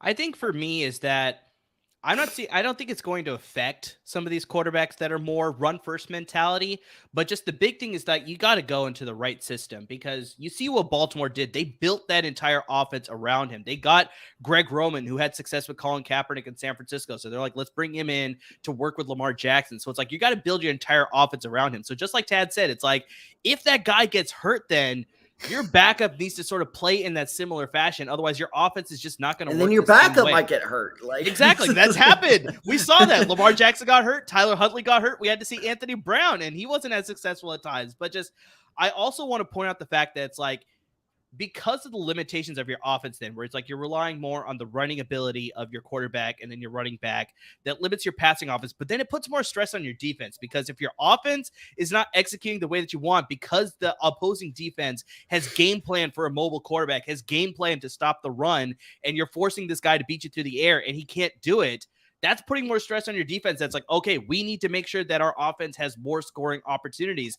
And that's sort of led to why Baltimore has struggled at times, where it's just like their defense has always been really, really good, but at times it fails them because their offense just can't move the ball down the field. And I've said this, and I'll continue to say this: Lamar Jackson will never go to a Super Bowl. Unfortunately, I don't see that style of play. Okay. I've said it before. I'll continue to say it until he's retired from this league. But just I don't see his ability. He hasn't grown since when he won the unanimous MVP. Like, he's still a very similar type of player. I know he's had injuries at the receiver position and things like that, so that sort of affected things. But still, I haven't seen that growth as a passer that Will brought up with Michael Vick. I know he went to a different team in Philadelphia where they sort of groomed him to be more of a passer, but I just haven't seen that in Baltimore yet. So until he could take that turn, like I said, I'm going to stay on this back. I'm going to die on this hill that Lamar Jackson will never go to Super Bowl, because that style of play, unfortunately, can only get you so far. Because this happened to Michael Vick too when he was back in Atlanta. Yeah. He got close, but unfortunately, he got stopped. And so, and like Will said, like what elongated or extended Michael Vick's career. He became a better passer. Exactly. Like that's because he didn't have to run as much. He stayed healthier, and plus, I mean, it's just more fun to watch. To be honest, like those bombs as Sean Jackson, like woo, that infamous Washington game on Monday Night Football. Man, they so good. Throw highlights. So good. I love it. It's man, Michael Vick, to his credit, had one of the best deep balls you'll ever see. That guy just a flicking a wrist. Literally, yeah. Lefty too. Lefty. Yeah. I gotta get some food. I'll be back. Yeah. No worries, bathroom break. No worries. Yeah. Same. I'm I don't think there's a player that has a better highlight tape. Career highlight tape. That's a good question. That's a great question. I'd have to throw Barry Sanders in there. Yeah. Barry Sanders. I'd have to throw I had to chime back in, Barry.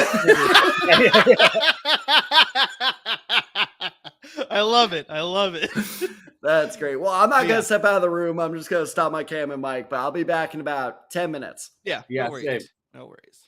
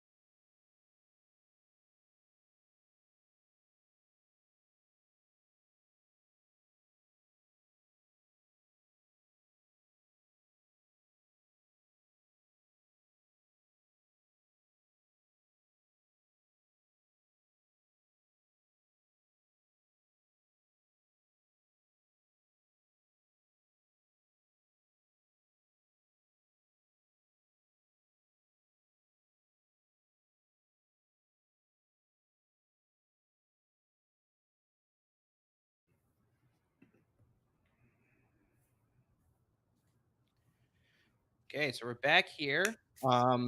Just want to remind all the viewers out there that, feel free to interact with us in the chat. We're monitoring it. We'd love to hear your questions as far as how do you feel about this year's draft class? How you feel about the Senior Bowl? If there's a particular team you want us to dive in as far as like, what do you think their draft strategy is? We'd love to dive into that stuff as well. So yeah, don't be afraid to interact with the chat. We'd love to hear all your questions and everything that's going on. So we're still at halftime for the Senior Bowl, but yeah, I think with the Jamal here, I think this is as good a chance as any to sort of bring up. And when Will jumps back on, he's more than welcome to get into this conversation as well. But I want to get into some, obviously, we're the LAFB network.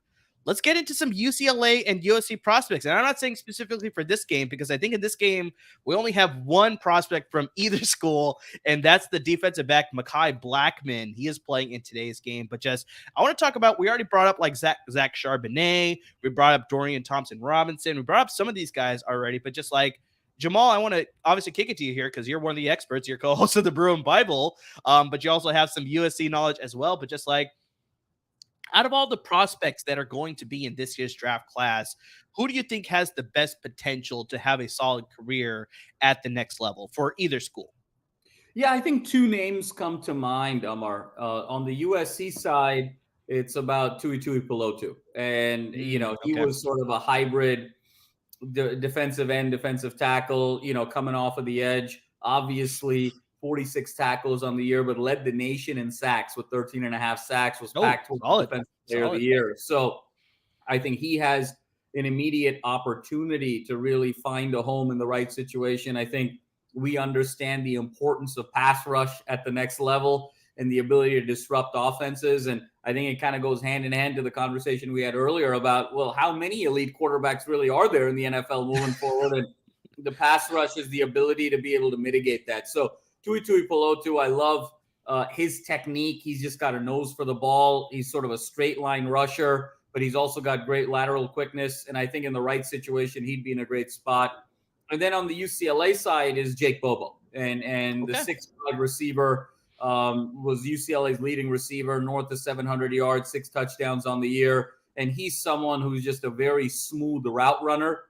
He's got the Kyle Phillips ability to sort of run routes, but he's got the 6'5" frame. And so when you put that together, you really have a really nice opportunity to be productive at the next level. So I think for me, Bobo is that guy who can be a wide receiver 3, a wide receiver 4 for a really solid team and be extremely productive moving forward. And then I think we have to talk about Mekhi Blackman as well. Being in this game. And Mekhi Blackman was probably USC's best competitor from a defensive back perspective. Really quick, I love that Will joined when we were talking about Jacob. As soon as he started talking about Blackman, he's like, I'm out.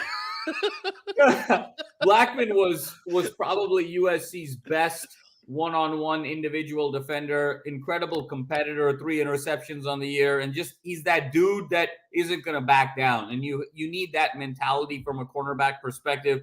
SC's Kalen Bullock was the guy who was the ball-hawking safety who was able to really cash in on a lot of overthrows and whatnot. But Blackman on a play-over-play basis really has that great ability to defend receivers. He's a bump and run kind of guy, really great technique. He knows where to hold, where not to hold, where to sort of ride the hips.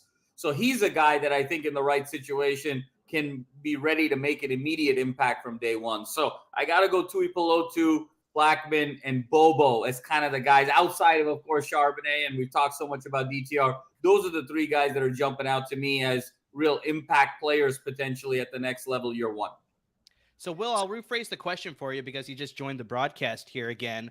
I was just asking Jamal, I was just like, obviously, this is a good chance to talk about just USC and UCLA prospects on a whole, because we only have one prospect from either school in today's game in the Senior Bowl. But just who do you think has the best shot to have the most productive career at the NFL from either school? So I'll pass that question over to you. So I was listening. Did Addison's name get brought up? I was about to say, I was surprised that Jamal didn't bring up Addison. I was like, where's Jordan Addison here? It's almost too obvious, though. I was going for the guys like Addison is the best receiver in this draft. He reminds me of Isaac Bruce. I mean, just how smooth he is. You put some respect on Quentin Johnson's name, sir. You know, just in terms of how smooth he is as a receiver, Biletnikoff winner. I mean, he's a top 10 pick in my mind. He and, Charbonnet are the two stars this year. So I was kind of going more for the under the radar guys, but that's Addison fair. That's fair. We're just making jokes, man. It's all good. I got two guys for you. Antonio Mafi is a name that I think is shooting up draft boards right now. Interior guard. He might be one of the biggest players in the draft. He went down. He's about 6'5", 340 pounds. He's very similar in size wise to Osiris Torrance playing in this game from Florida. But the tape that came out, I know Madman and I have been lucky enough to have some great NFL draft guys on, such as Ben Fennell and Brentley Weissman. And they both kind of evaluated Mafi at the same time. And we're both kind of, inquiring with one another, like kind of geeking out football wise. Like, this guy is really good at the guard position. So I think Mafi was a guy that went to the Shrine Bowl, raised his stock, did really well in the practice week and got some really good reps. He might be a third round guy now. I think if he fits your right system, one of the better, I'd argue maybe a top 5 run blocker from the guard position within this class. So keep an eye out for Mafi. And then John Gaines, the other guard that was there as well. Longtime UCLA stalwart, has been there for a while. I know offensive line, traditionally not the sexiest position, but these guys were both ranked in the top 10 when it came to NCAA in terms of PFF grades when it came to interior offensive linemen. So Mafi and Gaines are the two guys that I feel like we got to include on this list, as I think both of them could make NFL rosters. I think Gaines would be probably more of a utility lineman, a backup guy. But I think Mafi can be a really solid pulling guard for a lot of teams out there. And I think just to add to that, I would say on the SC side, you have to sort of look at Andrew Voorhees and Brett Nealon as well. And Nealon was, a vital linchpin at the center position. And we all know how important that position is at the NFL level. And then Voorhees is a versatile offensive lineman. And that's kind of the name of the game. I can play a little guard. I can play a little tackle, just a solid potential contributor to sort of any offensive line. So I think both SC and UCLA have 4 or 5 really nice offensive line prospects to really make an impact, in addition to kind of their stars, as well as some sleeper guys that are falling under the radar. Voorhees is a legitimate day 2 pick too, like legitimate. Yeah, sure. Well, and like Jamal said, the thing I like about Voorhees is his versatility is just so valuable. Like, and is he a day 1 starter? Probably not.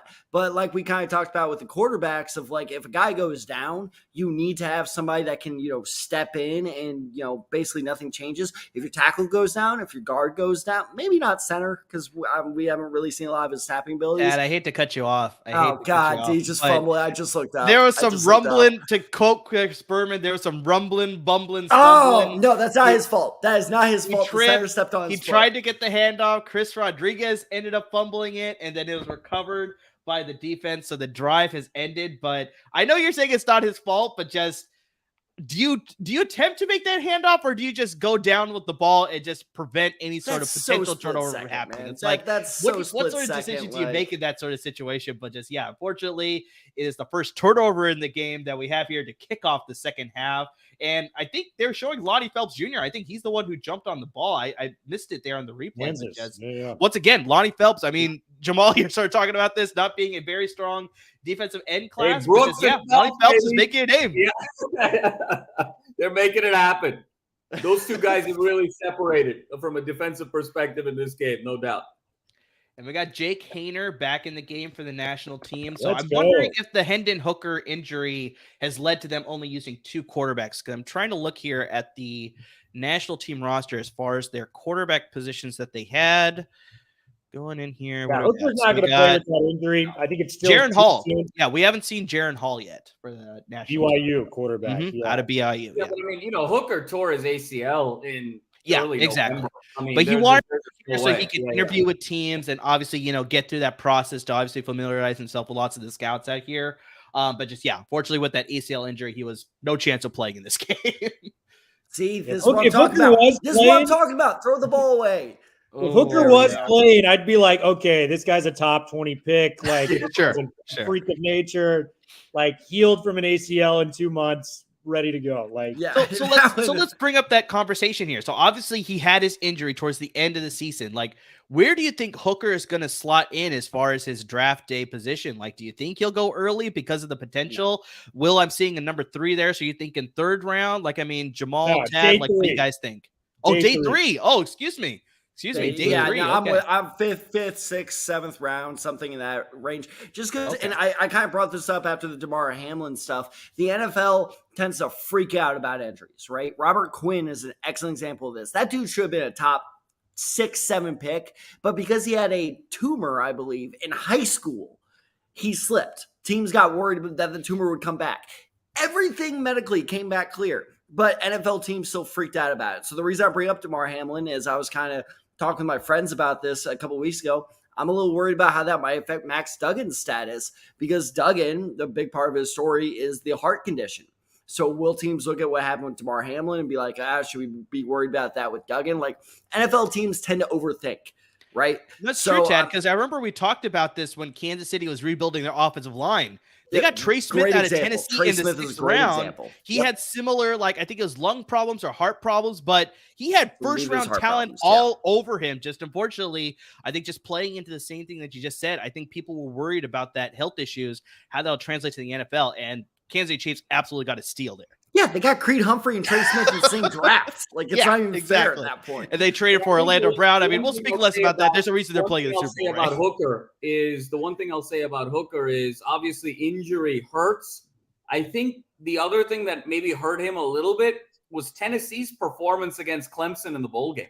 I mean, Tennessee absolutely mauled Clemson in that game with Joe Milton at quarterback. Joe Milton was throwing deep shots, peppering the ball all over. And so as a general manager, now you're just taking a step back and saying, well, how much of the success do you attribute to Hooker versus how much of the success do you attribute to Josh Heupel's system? And now, that's really where the conversation needs to go in terms of evaluating Hooker. Now, if you believe that he's, it's his skill set, Will alluded to the fact that less than 5 interceptions over the last 2 years and that decision-making is really individualized, then you may even look at him as the 4th best quarterback in this draft, truthfully. But if you think he's more of a system guy, then obviously he's going to slide further. So I think sometimes even the college bowl games, when you're not there, plays an impact in terms of your ability and your importance. And I will say this as well, and I'm kind of debating on like how I present this, but I have a source who works on Tennessee's offense, actually.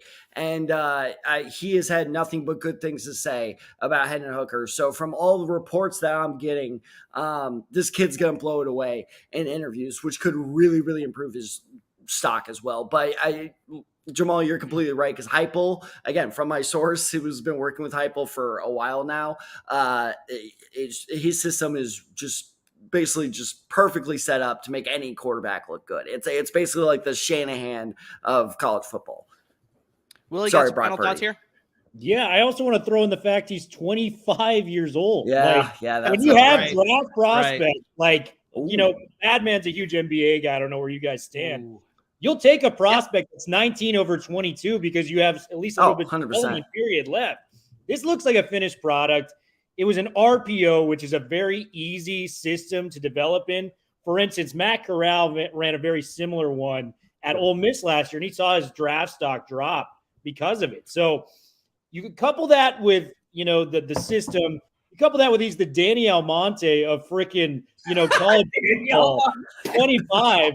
This guy should have a mortgage, a wife, and a kid at this point, but is like tearing up 20 and 21-year-olds.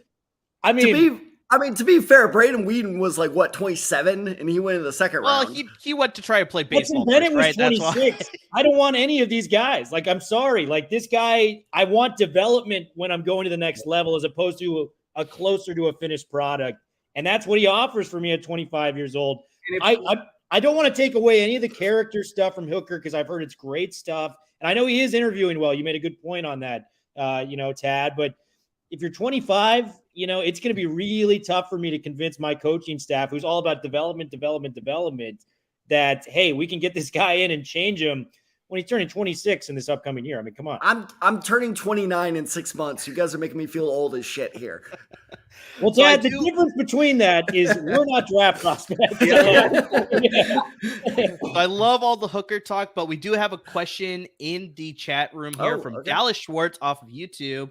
And this is a USC related question. So we're on the quarterback topic here. So given that it's Caleb Williams' final year at SC this upcoming season, will he be the number 1 overall pick if SC doesn't make the college football playoffs? And I guess he's projecting that Caleb Williams will win the Heisman Trophy in back-to-back years versus Archie Griffin. So we'll leave that aside. But just, yeah, I mean, that's a great question to ask. Like, I mean, Caleb Williams is a top prospect heading into next year's draft. But just if USC doesn't make the playoffs, like, will that affect his draft stock? I'm going to say no. Like, I mean, if the guy has talent, doesn't matter whether he makes the playoffs or not, right? But just, what do you guys think? It's a great question. And right now, Caleb Williams is unquestionably the number 1, not only quarterback prospect, but the number 1 prospect overall in the 2024. And I think that's what he said, the number 1 overall. So it's like, if the playoffs will affect that, but number 1, I think a quarterback is clear. But I think the question here, Amar, is, look, whether they win or lose, a lot of that is out of your control in terms of injuries and the product on the field. I will say there is still a gap between USC and the elite of college football. When you look at them in the trenches, when you look at them in terms of depth, when you look at the Georgias and the Bamas and the LSUs and the Ohio States and the Michigans, and then you look at SC, there is a gap. So I think the ceiling for USC is college football playoff and not really making too much noise beyond that. So you're talking about a very fine margin for error. Where Caleb Williams needs to improve and where he needs to focus on going into next year is down the field accuracy. That is the one area 100%. Where he is below average. And he's been able to take advantage. Right now, Caleb is just so great in terms of pocket awareness, pocket poise, feeling the rush. He eludes the rush and then buys time. And then his elite receivers create separation. And inevitably, after 6, 7, 8 seconds, a defensive backfield is going to wear down. And he finds a guy for 15. He finds a guy for 20. Where he struggles is that down the field accuracy, the deep ball, things that are going beyond 20 yards. The ball tends to sail. The ball tends to sort of hit receivers' feet. He's really inaccurate there. And that's going to be the one area where I'm really locked in on. Because if he doesn't get the downfield accuracy part right, the elusiveness that he was able to exploit in the college game will go away in the NFL game. And then it becomes a matter of, well, then what really is your bread and butter at the next level? So that's how I would answer that question beyond anything win-loss. It's going to be the down-the-field accuracy piece more than USC's win-loss record piece. Fair. Real quick before I let Will jump in, because Will definitely has watched more Caleb Williams than I have. Jamal, thank you so much for saying you gave me the courage to speak out, because Caleb Williams, like, don't get me wrong, great quarterback prospect. I think he has all the tools to succeed. Obviously, size is a bit of a concern, but nothing we can do about that. I do think when I say this, people like start yelling at me. I think he's a little overrated as a passer. I need to see a little bit more consistency in terms of accuracy, in terms of placement, but not. And I'm not saying he's a bad passer. I'm just saying I need to see a little bit more before I really am convinced that this guy is the next Andrew Luck or the next Peyton Manning. Like, to me, he doesn't strike me as like we need. It's kind of the same thing as Bryce Young this year. Like, this is why I already hate this take of like, should the Bears trade Justin Fields for Bryce Young? No, because Bryce Young is not this like end all be all, prospect. And Caleb Williams has the potential to get there, but for right now, he's not there, and it's because of his accuracy consistency. So, Will, go ahead and eviscerate me for the second time today. No, you're good. I think Caleb Williams is a little area to improve there, but I mean, there were times, I don't know if he's below average. I think he's average to like good. I don't think it's like the strength of his, but I mean, you throw on the tape, man, the Stanford game where he burned Caillou Blue Kelly, who was often referred to as one of the best corners here all week. I love him. I've been waiting. I'm hoping he gets a pick in this game so we can talk about him. He put that on a platter, man. Like, that is one of the more beautiful throws I'd seen in college football, period, last year as a load. So he has it in him, and part of that's development. I mean, he was 20 years old last year. Caleb Williams is a prodigy at the quarterback position. We've known about him since high school, if you follow your recruiting. He had arguably the greatest tape I've ever seen as a high school quarterback coming in. Oklahoma, we saw what he could do in that 1 year as a true freshman doing what he's doing. I think USC fans were excited to get him, but I kept telling everyone that would listen, I'm like, this guy is the absolute game changer for USC. This is the final key in the cog to compete. This year, I mean, I think they should be a college football playoff team if Caleb Williams is as good as we're saying. But at the same time, I would say he's probably as close to a lock at number one as we've seen since like Trevor Lawrence or like Jadeveon Clowney back like a year ago plus. So if he's healthy, he doesn't do anything that, frustrates people, I think he's going to be a number one pick. And going back to the original question real quick. Let's just back to the game here, guys. Okay, Because right. Max Duggan is looking a little No. inconsistent. Well, I have to bring it up here because on the previous play, he had this great deep ball throw to Jonathan Mingo, who had made a great leaping catch. Unfortunately, couldn't bring it back in for a potential touchdown. And then here we are on the next play. Max Duggan has a receiver open in the middle. There was a little bit of coverage there, but just shorts the ball. It just didn't even find the guy there. Duggan experience. It looked like a worm burger to throw there. So it's like, I mean, that's sort of the inconsistency. He's about to nail this. With Max Duggan here. Oh, and then once again, he had a potential touchdown here. Just unfortunately overthrows the Princeton receiver Iacivas there. So it's just like, yeah, it's like, I love the determination that he showed all season long, the grit. Like, I mean, he's the reason why TCU was in the national title game. But just like, yeah, it's just fortunately what I'm seeing in the Senior Bowl right now. And I'm probably sure he's going to get a combine invite, but just like, yeah, really consistent right now. You want to know the comp for Max Duggan? I'm going to give you the comp right now. Let's hear it. Kellen Moore. Oh, okay. Not bad. Honestly, not bad. I don't hate it. He's going to play a couple years. He's more mobile. He's going to try and be a backup. It's not going to really work out. And then he's going to become an offensive coordinator. And Max Duggan is going to make his biggest impact in the NFL as a coach. That's how this story is. Okay? Why not? Why not? Or he can just retire as a living legend in Fort Worth and just never buy a team. He deserves a goddamn statue on that campus, dude. Like, he's a legend on that campus. He's a legend at TCU. He's going to give it a shot in the NFL for a couple of years, and then he's going to go into coaching. He'll probably be the future coach of TCU at some point. And, that's, I mean, Sonny Dykes to Max Duggan, I'll take that. Like, let's hope he's not getting drinks with Stetson Bennett in Fort Worth right now. How dare you bring up that name? How dare you, sir? That's actually, no, I'm actually glad you brought up that name, Will, because he's one of the few guys, obviously in a negative sense, he was caught with. By the way. Yeah, age, if he doesn't qualify for the Senior Bowl, I don't know who qualifies because that man is older than Henry Hooker. He's qualifying for the AARP Bowl. But I'm just curious because it's like, obviously the only news that I've heard about him in the offseason was this public intoxication, but it's just like, what do you guys feel about his skill set translating to the next level? Because obviously this guy's a back-to-back national champion, and he's part of the reason as to why that Georgia offense was sort of humming the way it was. And it's just like, I'm not hearing much about his stock at all when it comes to the draft process. So, I mean, it's like, Will, I'll pass it to you here first. But I mean, just like, what's the deal with Stetson Bennett? Well, he's 26. Okay. Well, let's put the age aside. Let's put the age aside. Talk about just pure skill set. You make Hendon Hooker look young. Well, like I said, let's put the age aside. I'm talking about just pure skill set. Because like I said, that could still translate to the NFL. Maybe his career is going to be shorter, but if he's got the skills, it's like, why won't a team look at that? That's why I'm sorry to see. The argument I would make is he is basically, and I think for the record, I do think this guy was a better prospect when he came out. It's AJ McCarron 2.0. I mean, it's just like you put a solid quarterback. He's a Division I quarterback. He's good. He made plays when he needed to make plays. But you look at the talent level that is surrounding that guy. Like, it is unfair. It is unfair what they have there, and Tad will be the first to say it. The Georgia has been the most talented team. Those were men among boys in that national championship.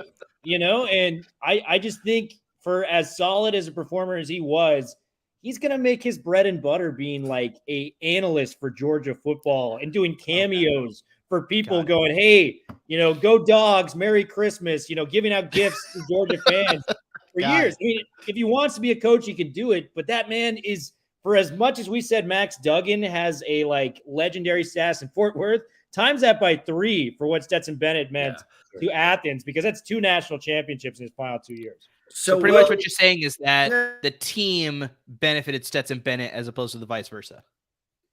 The team? So it's like he benefited from the team more than the team benefited from his play. That's what I'm saying. Okay. He's not a game changer. I mean, Okay. you could have put with that team, and I'm being very, very optimistic with this too.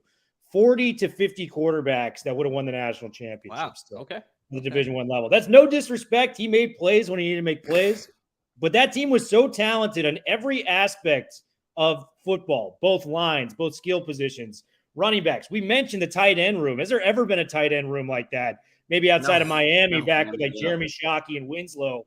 But I mean, it's just you could have put 40 to 50 D1 quarterbacks that would have done the same thing. Well, the one thing I would say to that, and it's related to your point, is if you look at the NFL and you look at the best quarterbacks in the NFL, it's always the guys that took 4 or 5 win college teams and turned them into 9, 10 win college teams. For all of the talk about the blue bloods in college football, the best quarterbacks went to non-traditional schools. Mahomes went to Texas Tech. Rodgers went to Cal. Josh Allen went to Wyoming. The list goes on. And so at the college level, when you have an advantage at every position on the field, how much of it is you and how much of it is the system? Will talked about A.J. McCarron. What about Ken Dorsey? What about Matt Leinart? The list goes on where all you're doing is just you got the keys to the kingdom and you just have to be a game manager. The only situation where we had a quarterback that made it in the NFL with advantages at every position was Joe Burrow. And look what he did with those advantages. It was the greatest quarterback year in the history of college football. So if you have those advantages, you have to take the game and your team to a completely different stratosphere. If you're just maximizing their potential, you're not really a true elite NFL talent or prospect. I agree. So Jake Haener is still in the game for the national team, and he is really putting on a show. Like, I mean, we're talking about him earlier in the game and the broadcast here. And there it is. We made the call. He's continuing to move his team down the field, and I'm seeing a lot of good things out of Haener. And so it's like McShay's ranking of him being his quarterback 6 on his draft board. It's like I'm sort of seeing it. And if he continues his stock, maybe he could slip into that top 5. I really don't know, but just Haener has been pretty impressive in today's game. Yeah, and 2 of those drops, I mean, were just atrocious drops by the running back on back-to-back plays. One was a guaranteed first down, and one was likely a touchdown on a screen pass. Yeah. So, I mean, we could be thinking about his stats being even higher. He had the early touchdown pass called back to Jaden Reed in the first quarter. He could have 2 touchdown passes, and we'd be sitting here just looking at the stats going, this is the best quarterback on the field. And this is the beauty of the types of games like this, because you're not too worried about the stats. You're not too worried about the score, as long as you could see some of these things. So it's like I said, Jake Haener has been pretty impressive. You don't need to see all those eye-gouging stats of, like Will said, where it's like he had 2 potential touchdowns and, all these things sort of thing. But you're seeing the talent. So it's like, this is things you could develop, right? So it doesn't matter what the stats are. It doesn't matter what the score is. It's like you see what he's putting on in this Senior Bowl, and you're like, this is something that I could work with. So, yeah. Haener, as of right now, I mean, we still got a quarter to go, but just for me, I think he's probably my MVP of this game right now. He's looking good, man. I think Mingo's got to be talked about too. Yeah, he did. Like I said, he had a flash of a play with Max Duggan. He had an impressive deep ball. Just Mingo couldn't bring it in, unfortunately. But yeah, like we talked about earlier, the way they grow receivers in Ole Miss is just impressive. And just to shout him out too. Who had linebackers? Because Aubrey Miller Jr. has my pick for MVP. This dude's been making plays. Yeah, I'd say Evan Hull's got to be talked about too, the running back from Northwestern. Sorry to cut you off, man. Evan Hull, yeah, 100%. We brought his name up a couple of times. He's had a very impressive showing. Oh! Oof. It was really good coverage by the opposing defense, but yeah, that was still a nice ball by Jake Haener. But yeah, so it's looking pretty good here. But I mean, Aubrey Miller Jr. is a stud. There's no doubt about it. He was one of Deion's prized players out of Jackson State, and had a phenomenal year. 40 tackles, 2 sacks. The 4 forced fumbles is what really sort of jumps off the page with him this year. And so he's got that ability to get to the edge and just sort of strip sack individuals. 6'2", 225 out of Memphis. He's a guy who, again, it's one of these smaller school guys that wants to prove that he can play at a higher level. Him and Brooks are definitely separating themselves here today. I'm a fan of Aubrey Miller. It's interesting. I mean, we talked a little bit about the linebacker spot with Will Anderson. We talked about Andre Carter. The one guy who hasn't really sort of played in this game that I had my eye on and hasn't really made an impact yet is DeMarvion Overshawn of Texas. Mm-hmm. And he's a guy, just a really high motor guy at 6'4", 220, had 95 tackles and 4 sacks on the year, just sort of horizontal speed, just a nose for the ball and being able to make great tackles. So he's a guy that I've kind of got my eye on. Hopefully can make an impact later in this game. And then Derek Hall, another guy, linebacker from Auburn, 6'3", 256. He had 60 tackles on the year, 6.5 sacks. Another one of these high motor guys. So was expecting to see a little bit more from those individuals, but we haven't really gotten a ton out of the quarterback for these linebackers to be able to make an impact on defense. So more to come there. But I think there's one sleeper at the linebacker spot that I really like. I know, Will, you talked about Tyree Wilson out of Texas Tech. The one guy I really like is Trenton Simpson out of Clemson. Yeah. And this guy is, 6'3", 240. He had 73 tackles, 2.5 sacks at Clemson, but the guy runs a 4.3, 940. I mean, so when you pair the 6'3", 240 with the 4.4 speed of being able to go sideline to sideline and end to end, he's a guy that just jumps off the page to me. And another speedster who's a bit of a freak at the linebacker position is Owen Apoe from Auburn. Another kid, he's a little bit of a smaller kid, 6'1", 225, but he's at 4.32 at the 40. I mean, at linebacker. Absolutely insane. So smaller guy. So there's some real value at the linebacker spot in terms of looking for a great amount of speed. If you're looking for the motor, if you're looking sideline to sideline, that kind of goes beyond just Anderson and Carter. Will, you had some thoughts? I've got one guy that stood out in practice this week. According to Brugler and the people that were there, stood out more than others. Deion Henley. This guy is a freak of nature at the linebacking spot. Former wide receiver at Nevada, transferred to Washington State, moved to linebacker. And with the modern day of linebackers, your job is to guard these freakish tight ends, make plays in the open field. Henley was out there, going one-on-one with receivers and tight ends and winning a lot of these battles in camp. So when it comes to pass breakups and what the linebackers can do in pass protection, it's kind of like the tight end issue where you have to be a blocker and a receiver now. The linebacker, you got to read the run and you got to play the pass. I mean, good luck trying to be the next Fred Warner, but this guy stood out amongst a lot of other linebackers. And then Cincinnati's Ivan Pace Jr. and DeMarvion Overshaw were two other guys that really raised their stock this week as well through practice. Yeah, and Henley, I don't think you threw it out there, but Henley went to Washington State. So yeah, definitely saw a lot of that from Pac-12. Obviously, you guys watching that with UCLA and USC. Washington State. Yeah, Washington State. Yeah, he was a receiver at Nevada and transferred to Washington State. So he started at Nevada. Henley at Washington State last year, that game against SC in the Coliseum, he balled out. I mean, he was all over the field. And it was the one game SC had outside of kind of some of the games at the end where they were held to just 30 points in that game. And it was because Henley was sort of sideline to sideline, chipping receivers. He was guarding the tight ends. He was all three levels of the defense. He had a phenomenal game there and really raised some eyebrows on the West Coast. Well, let's transition back to the quarterbacks because we have a quarterback change for the American team. And thank God. This is going to be fun. This is Shepherd's Tyson Bagent. So this is Division II of a quarterback that we have here in today's game. So, I mean, anybody got some talking points on Bagent out of Shepherd University? I got nothing. This is exactly why I gave Will the American team. This is exactly why. Because I was like, I don't want to try and find tape on this guy. I'm not putting in that much effort. So, Will, take it away, buddy. I'll say this. He was a 5-year player at Shepherd University. Broke a lot of records there. He had a really good productive career.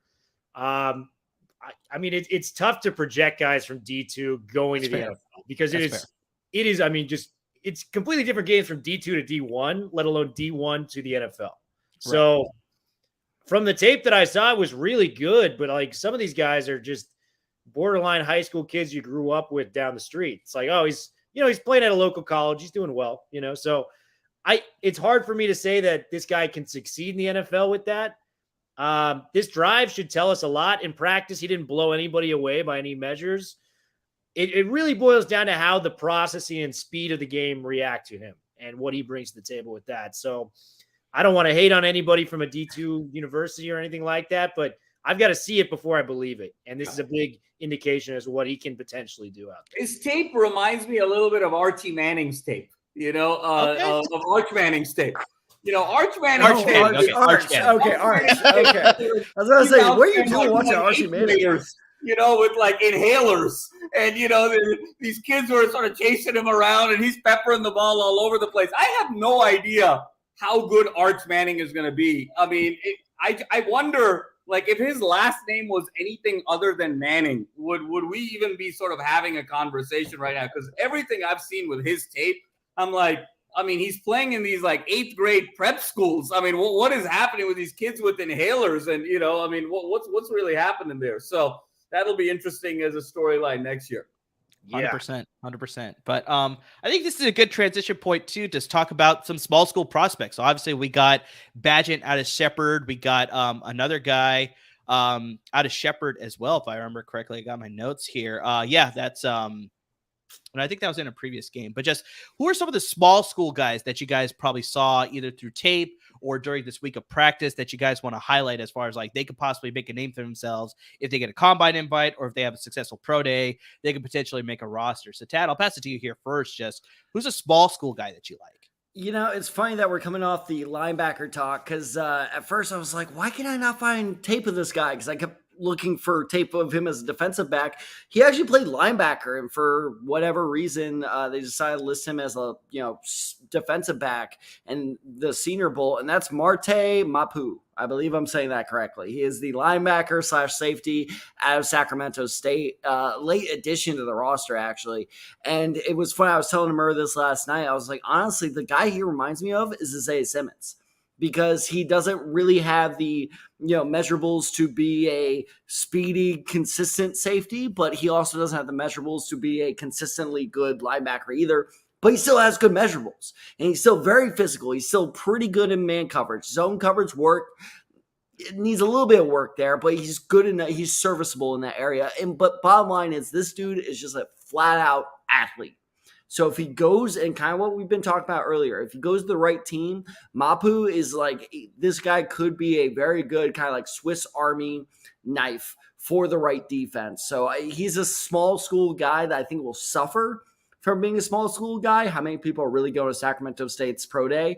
But I think that if a team is brave enough to draft him, and if they know how to use him, I really think that this guy could have an impact in the NFL. Sounds good. Will, any small school guys that you're liking? Well, we already, depending on if you consider them a small school or not. We're going to do this debate again. Cody Mock, I think he's a good guy that I think is great. But the guy that I had in the receiver room that I was able to study, Andre Iosivas, from Princeton. Yeah, I brought up his name a couple of times here. Had to overthrow my Max Duggan. We'll count that as a small school. We won't count the Duggan shot.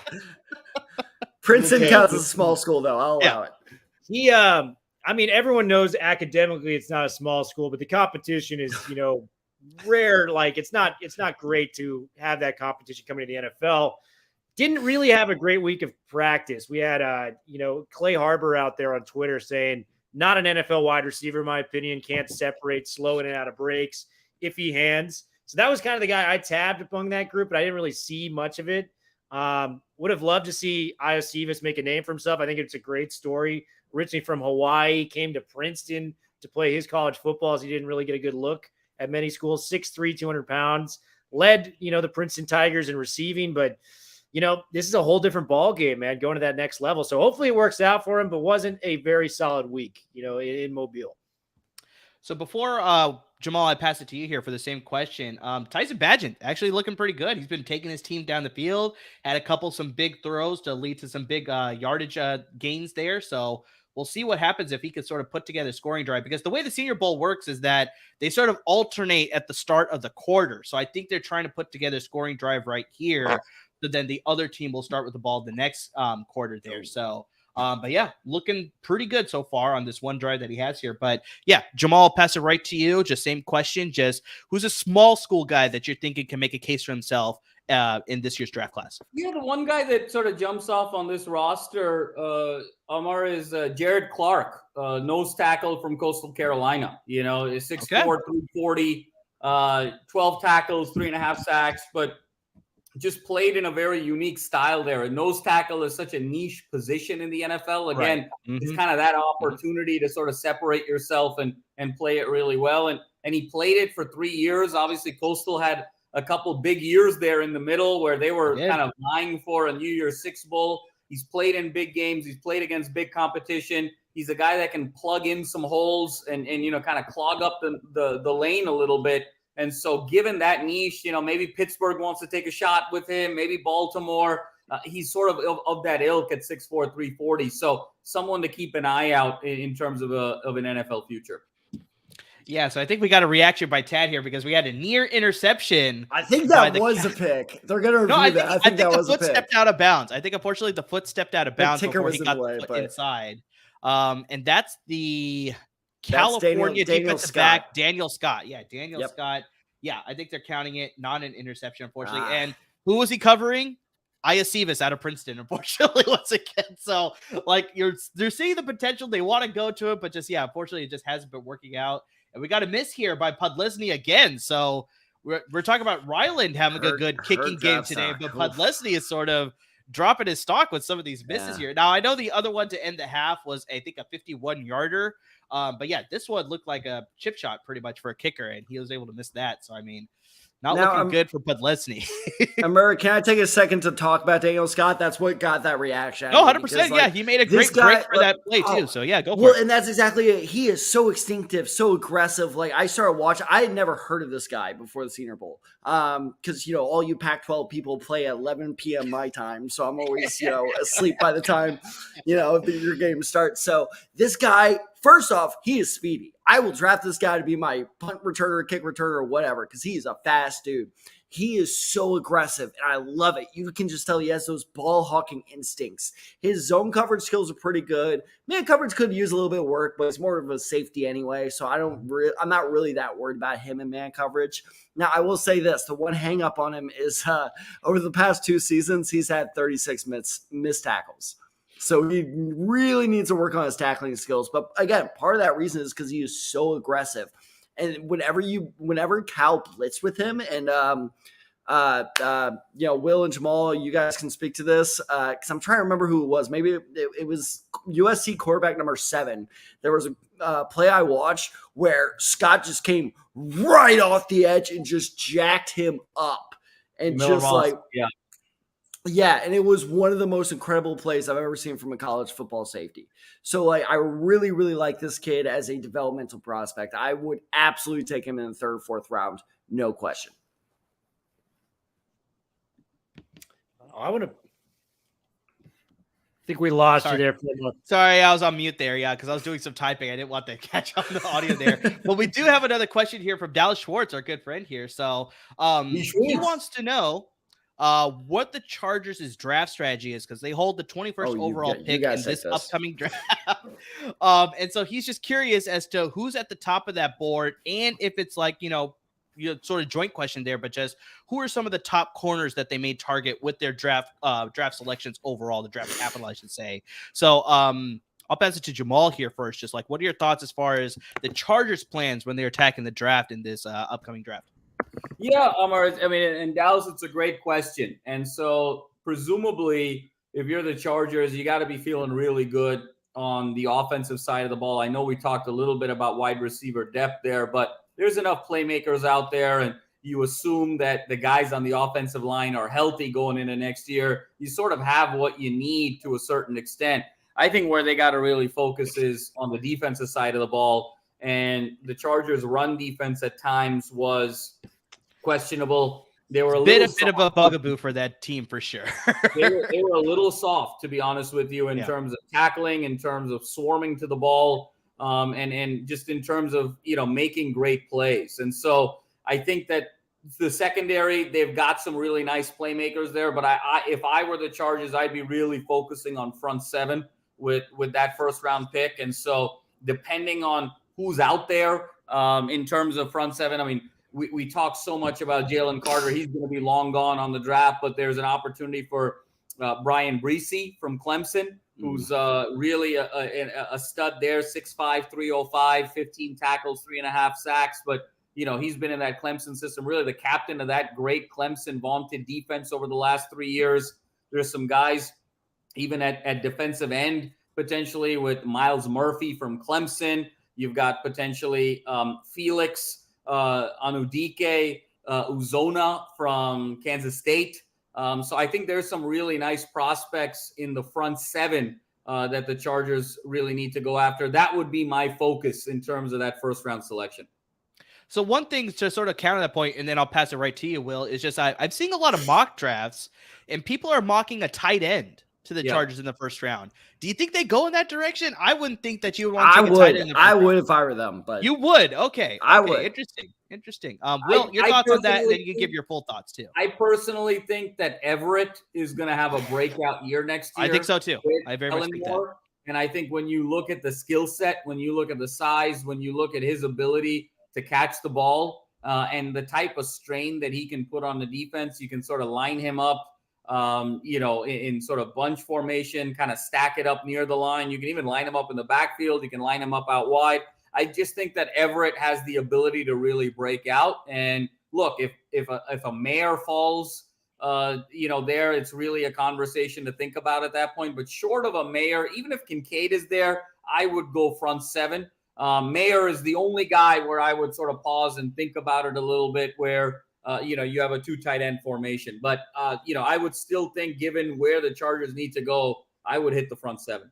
Oh, hate to interrupt again here, but we just had a pick six. I was trying to look the for who American that team, was. and that is the corner Virginia. out of Virginia. Okay, so let's Anthony Johnson. Anthony Johnson, 6'2", 202 pounds. I love his length and physicality at the line. The problem is I think he's going to throw a lot of flags at the next level because of the – okay, so basically this guy is God, we repeated this with the Cincinnati receiver from last year where I was like, oh, yeah, this guy. So his length is good. Like I said, 6'2", but let's watch this replay here because he's very physical at the line. So you see how he kind of grabs that guy? I think it was just a bad throw, unfortunately. Well, it was a bad throw. The guy was literally right there in front of the pass. Yeah, no, it absolutely was a bad throw, but it like kind of just that physical. You can see he's very, liberal with his hands. We'll say that. And so I'm a little worried about his ability not to draw a lot of flags at the next level.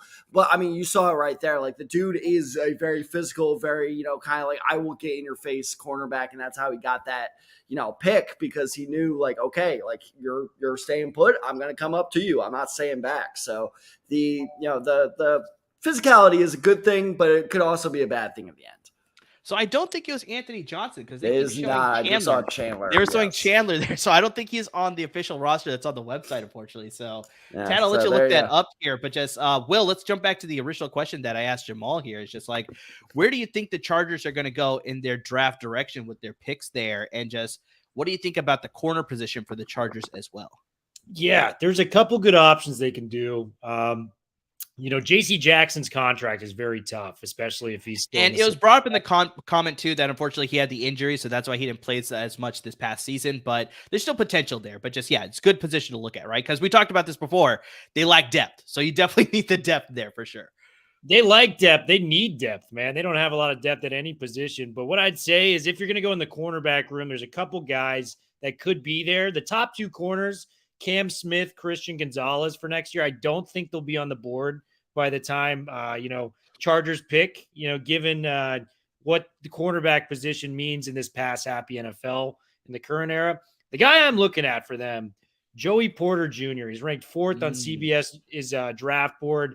Son of Joey Porter, the longtime great NFL linebacker. And what Jamal and I usually talk about is pedigree. Like, what makes these guys that's good? Joey Porter's son? Joey Porter's son. Dad, don't play that card again. We are so goddamn. Was it the Joey Porter Jr. part that gave it away, Ted? I never made the connection. I never made the connection between that Joey Porter and the other Joey Porter. With the line of the day. Oh, God. Wait, Asante Samuel Jr. Is he related to anyone?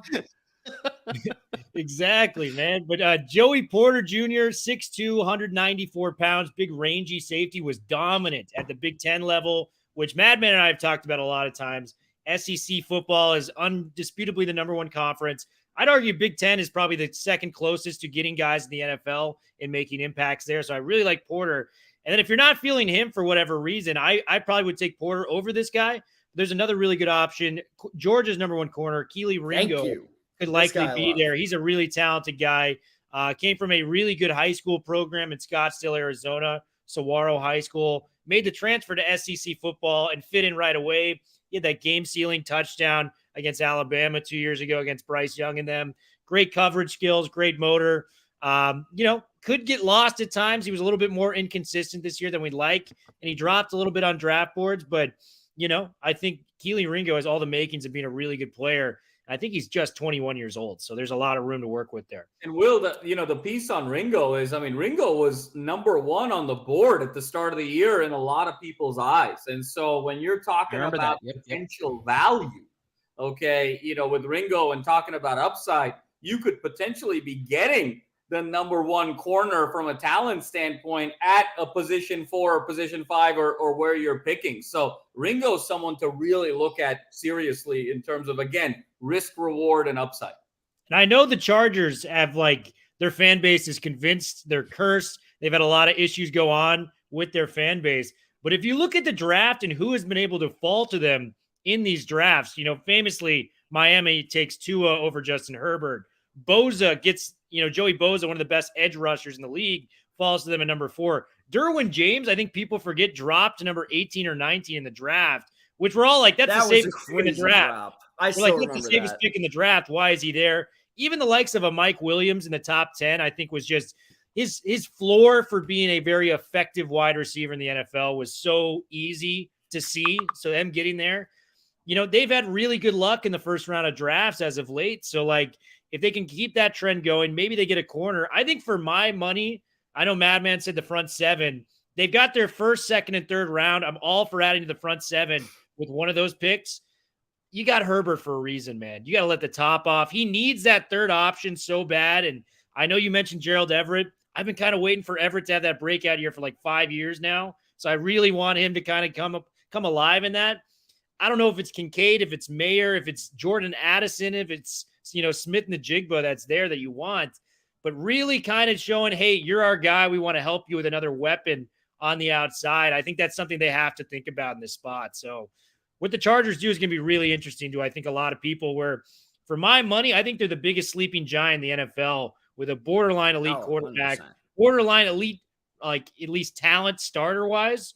They need to, round up that depth on the bench, but sleeping giant to say the least. It's interesting, Will, what you brought up here, because it sort of is where I think a lot of the Charger fan base is split. It's a very explosive topic, and it is, how much does Justin Herbert need help versus how much does Justin Herbert now need to take that next step and elevate what's around him? Because I would argue that obviously Allen and Mike Williams are elite. They have their limitations in terms of age.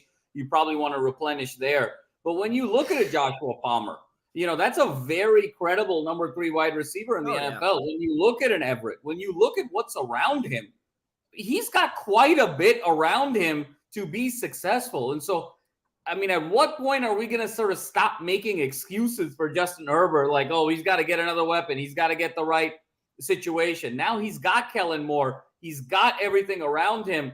This is the year for Herbert to make that jump at an elite level. And I would argue whether they add in the receiving room or they don't, I still think he has enough for them to really make that jump. And it's really time for Herbert to take that next step. Well, they need help in the receiving room because Michael Bandy was out there playing a little bit. Palmer's a good. That's because they had so many guys hurt. I totally agree. Yeah. That's my point, too, is you need to replenish the depth there. And you look at the division and what they've got. You're going against a Mahomes who has tons of weapons. The Raiders, say what you want about what's going on there. They've got an elite number 1 in Devontae Adams, an elite tight end in Waller, elite, slot receiver in Renfro. Broncos, I'm not even going to include them because they don't even deserve it. But if that's who you're constantly going against, you got to match fire with fire, man. And Palmer's a solid number 3. I'm not saying he's necessarily bad, but you got to give your guy more weapons. And hey, maybe Kellen Moore fixes everything. Maybe that's the issue. For me, I'd like to see him with like, I dream about seeing him with like a guy like Jordan Addison that you could add in the slot, because for as good as Keenan is as a route runner and as good as a physical receiver Williams is, they're missing that home run guy that I feel like can just take the top off the defense. And that's what I'd like to see from them. You know what's interesting, Will, though? I would argue that the Chargers receiving room is better than the Chiefs receiving room right now. And so, you know, I mean, who would argue against that? That's not a hot take. That's not hot take at all. But are you Mahomes telling me that Mike Williams is a better number 2 receiver than Mecole Hardman? Mahomes is playing next week for yet another Super Bowl, and yet Herbert has a better receiving room than Mahomes, and here we are talking about, well, we got to get Herbert more. We got to get Herbert more. I mean, at some point, you're either elite or you're not, and I would argue that he has enough in that room right now to be elite, and so it's more on him than necessarily. Of course, we would want more. I won't argue with having more and having the depth, but at some point, he's got enough in that room to make the jump. Where I would argue with this is there's 2 major differences for that. Travis Kelce, outside of maybe the great Rob Gronkowski, is the greatest game-changing tight end we've had in football. And that pains me. He's throwing shade to George Kittle. He's throwing shade to George Kittle. It's all right. No, it's all right. Let him continue his take. Yeah. Travis Kelce, like, great tight end. I think he's probably number 2 all time. If he keeps this going, who knows? And the biggest thing for me, Andy Reid is an offensive genius. He has ways to get guys open. And I think that's the point I was making with Kellen Moore, is maybe Kellen Moore can change that enough where I look back at it now and go, hey, you know, we do have the firepower. There were I think there was 4 or 5 straight weeks where the Chargers couldn't score over 20 to 25 points a game. Like, it was, for that level of talent there that you're mentioning, I need to see that more consistently. Yes, injuries were a concern, but man, they got their coach, Will. They got their coach now for sure, and I think it's time to sort of see what he can do. But, you know, remember, you and I even talked about, as great as Kelce is, was there a more valuable player in the NFL for that system than Tyreek Hill? And he lost Tyreek Hill, and he's still in the Super Bowl. And you know, so Herbert, I mean, if you really want to be elite, it's time to put your big boy pants on and go out there in 23 and be elite. Yeah, I agree. So let's close out this topic, guys, because I love the conversation. But let's jump back to sort of more college talk here. Real quick with the Senior Bowl. So I was wondering, I was like, how the hell did I not know there was a Virginia player named Chandler? So I actually looked it up. I just want to give this shout out because this is a really cool, thing or, way to honor somebody, is that was Anthony Johnson that made that pick. Oh, okay. Chandler is unfortunately one of the name of the players who lost his life in that mass shooting from a couple of weeks ago. So he and another Virginia player are wearing, his name on their jersey to honor them. So I just want to give that a shout out because I think that's a really cool way to do that. But that makes a ton of sense. That's awesome. So Jay Kaner's still in there. Clearly the coaching staff like him, and they want to see more from him to sort of improve this guy's stock here. So, obviously we got a comment here from our boss man, Ryan Tyru. He's saying Zach Charbonnet to the Bolts. Do you think that's something that's going to happen? Wow. Josh Kelly is yelling no. Hey man, Josh Kelly's had and I love that guy, UCLA guy. We do the Bruin Bible show. He's had some time to kind of prove his worth. I just haven't seen enough. If it comes to UCLA on UCLA, one guy comes in, one guy comes out. I can't think of a better guy than Charbonnet, man. That guy is elite talent. I think, for my area of expertise, like on the running back position, he's probably number 2 outside of a Bijan Robinson. So Charbonnet's the dude, man. I'd love. The one thing to add there is the way Kellen Moore was able to emphasize the 2 running back set with Zeke, with Pollard. You bring Charbonnet in there as more of the explosive guy, and then Eckler is there in your third and short situations and as a receiver out of the backfield. That, again, could be the best of both worlds, where you give Herbert another weapon and you sort of create even more versatility. All right, so jumping back to the game here. Sorry, but we just had another sack here, and this is a small school prospect. This is Florida A&M's Isaiah Land. I was wondering what that helmet was. I had no idea. Impressive move off the offensive line to get to Haener here to put him down. But I mean, Jamal, I think you had the linebackers here. Can you speak on Isaiah Land was my other guy, in terms of sleeper, in terms of small school. So I'm really happy to see him play really well. Obviously, he's he's more of a developmental prospect, Sure. but he's got all the intangibles. You know, he runs the 4.59. He's at 6'4". He can kind of do everything that you need him to do. You know, multiple 15 plus career sacks on the career over the last 3 years at Florida A&M. Again, one of those South Florida athletes. And so I think he's got an opportunity. He's raw. And so, again, that right system, if you've got particular expertise as a linebackers coach in terms of what you're looking for, but this is a guy that can do a lot of different things and just a great athlete. So great to see him make some noise. And that's 2 sacks. That's 2 sacks. There's actually one earlier, too, by Ali Gay out of LSU. I think we were in the middle of a conversation, so we didn't get a chance to flash to it. But do you want to speak to Ali Gay out of LSU? Yeah, you know, Amar, he's kind of that pick of the litter there, you know, with LSU, and they're just so talented that he's sort of one of many. You know, the other kind of big name for LSU this year that got a lot of pub was BJ Ojulari, right? I mean, he's kind of the top 3 kind of defensive end pass rush talent at 6'3", 250 with, you know, 58 tackles and over 5 sacks on the year. So, you know, you sometimes have to sort of play your spots there. And I think, again, that pedigree of LSU allows you to get another look. But I kind of be surprised if he was drafted, truthfully. But I think he can kind of get into a situation, undrafted free agent, get into the right spot for him and try and make a roster, a 53-man roster in 23. Sounds good. Sounds good. So we're coming down to the final 6 minutes of the game here. There is one question because they put this graphic up and we're in the middle of another conversation. Lots of great conversations that we've been having all day long here. But I wanted to address this. Don't get Jamal and Will started on the Chargers ever again. We will never talk for the rest of this show. It's all good. This is a great conversation. It was great conversation. It was great conversation. It was just, I'd much rather do that than Allen Robinson versus Hollywood Brown. Trust me. Fair. But I want to bring up this question because they threw this graphic up there and they had the top 10 teams and where they're slotting in as far as the draft is concerned, right? And so one of the big questions that was sort of raised is with the Chicago Bears at number 1. It's like they threw out the question there. I don't think it's really going to happen, but it could happen. But they're like, do they trade Justin Fields? And then they end up going Bryce Young. It's just like, do they trade down from number 1? That seems more likely. So, Will, I want to pass it to you here first, but just what do you think the Bears do at number 1? Do they hold still and they take like a Jalen Carter, a Will Anderson Jr. at the number 1 overall pick? Do they trade down with, you know, potentially Tad's Colts and they go at number 4? They get some draft capital. Like, I mean, just what do you think the Bears would do at number 1?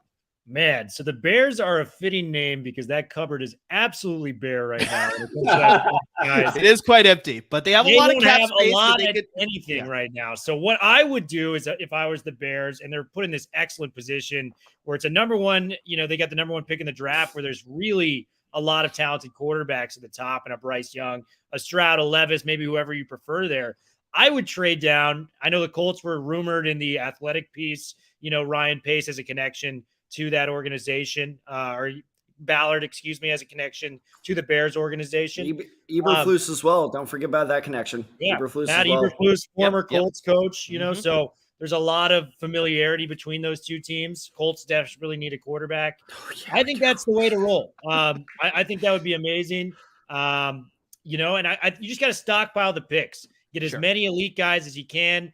This is not going to take a single year to rebuild this program. Get guys while you can. If you do keep the number 1 pick, just get Will Anderson. I think it's as simple as that. Elite pass rushing is as valuable almost as any other position not in the quarterback. If you get Will Anderson, who looks like, and I know this is a projection, but just off tape, what this guy brings versatily, sideline to sideline, looks like Von Miller 2.0. So, like, you get Will Anderson to come in there, man. Like, that would be a huge, huge win for the Bears. This is a big offseason for the Bears because, like we already talked about, they have the number 1 overall pick. They actually have a lot of cap space, too, that they can play around with free agency. So, yeah, if they can nail a lot of things correctly this offseason, they could be competitive in this upcoming season. And obviously, we saw what Justin Fields can do. He's looking really solid. He took the team on his back, became a rushing superstar for that team. So, you get him some weapons. I know they traded for Chase Claypool, but maybe you add a couple in the free agency or through draft. And, yeah, they could get competitive really fast. But, Will, Jamal, I'll pass it to you here. Excuse me. Just what do you think the Bears do? Do you think they stay pat at number 1, or do you think they trade down? I think there's probably going to be consensus that they trade down, but just reason for me why they may stay at number 1. When I think of the Bears, I actually look at another team in the NFL that is a blueprint for them in terms of how they were successful, and that was the Jacksonville Jaguars. When you know that with Trevor Lawrence, and then you didn't really necessarily go and stockpile Lawrence with offensive talent. You went and drafted Trayvon Walker. You went and drafted Devin Lloyd. You drafted a lot of talent on the defensive side of the ball to sort of balance that out. And the Jaguars went from 2 wins to being in the playoffs this year and beating the Chargers and exactly being in the divisional. So I agree with Will. I think that there's sort of an option to just draft Bryce Young outright and then say, hey, give me the bidding war. But I think you have such a unique talent in Will Anderson where you bring him along. There's just so many things that you can do then playing off of Anderson on that defensive side. And I think that wide receiver is a little bit more of a commoditized position where you can still find value later in the draft and start getting some folks, some weapons for Justin Fields moving forward. So I'd go Anderson. I wouldn't really think twice about it and sort of build the way the Jaguars sort of built. They showed you how quickly the blueprint can change inside of 2 years. I mean, they went from 2 wins to divisional in 1 year. But, it was okay. That division was shit. Come on. But still, it is impressive. It's still an impressive feat for sure. They did do it. Fair. And the big thing, Jamal, is that they coupled that with a good free agency because they spent a ton of money. They got Foye Oluokun. They obviously signed Christian Kirk. So, I mean, you got to couple that. You got to have a good free agency period. But I think I think free agency is an area where you can get receivers. I think you can get guys on the offensive side of the ball. I think it's really hard to get an elite pass rusher in free 100%. agency. 100%. And those are sort of diamonds in the rough. I'd go Will Anderson, wouldn't think twice about it. I wouldn't go crazy if they drafted Carter, but to me it would be Will Anderson would be clear. Yeah, that seems like a pretty consensus number 1 overall pick there. So, Will, before I pass it to you, Tad, I want to get your thoughts. Just obviously, Colts are sitting at 4. So, I mean, it's just like, have you read anything about like the Colts entertaining that? Obviously, we made some connections there with Chris Ballard, Matt Eberflus. There are some connections there that it could happen. But just like, what are your overall thoughts here with the number 1 overall pick and the Colts potentially being in the market for that? Yeah, I'll try not to talk about this too much from the Colts perspective. First things first is we need a coach. I just wanted to hire someone. Yeah, already. that's Let's fair. Just get this over that with. is one of the head coaching opportunities that is still available. I am hopeful though, probably because I'm an idiot, but Chris Ballard is such a conservative GM. He never makes a big splashy move. DeForest Buckner was probably the biggest move he's ever made in his career, and I was shocked by that. Hate to interject, Tad, but no, we just got a touchdown here by Jake Haener. He sort of just threw it up there as sort of like a Hail Mary pass almost. Who's that? Able to come receiver? Down by the Stanford Michael receiver. Wilson. Let me see. Michael Wilson, is that the name? Yeah, he had one of the strongest Wilson, weeks all week and really did a good job of raising his stock. He was a guy that I think a lot of people looked at as like a, draft day. He didn't get drafted. He's going to get signed to an active roster. Really showed out, competed hard. And the thing that they raved about most with Michael Wilson is like, this guy's going to be elite special teams player at the very least. So I think he's turned himself into a day 3 pick. This touchdown catch really helps out. So Stanford, one of the guys I'm a little lower on now that I see it is, our guy Tanner McKee. Madman and I were really high on him coming in the draft process. McKee had a lot of talent. He's got 2 receivers here, in the Senior Bowl. There was a lot of talent to go around there, and Stanford was just atrocious at different times, moving the football and things like that. But to get back to Jake Haener and Michael Wilson, Haener's my guy. Wilson's a stud. A lot of good things going on. Real quick, the reason I'm laughing is because if I'm not mistaken, that LSU defensive back was Jay Ward. And one of my notes on him was he bites on double moves way too hard, and he literally fell flat on his face on that play. There's a reason right there, right? Because it's clearly happening.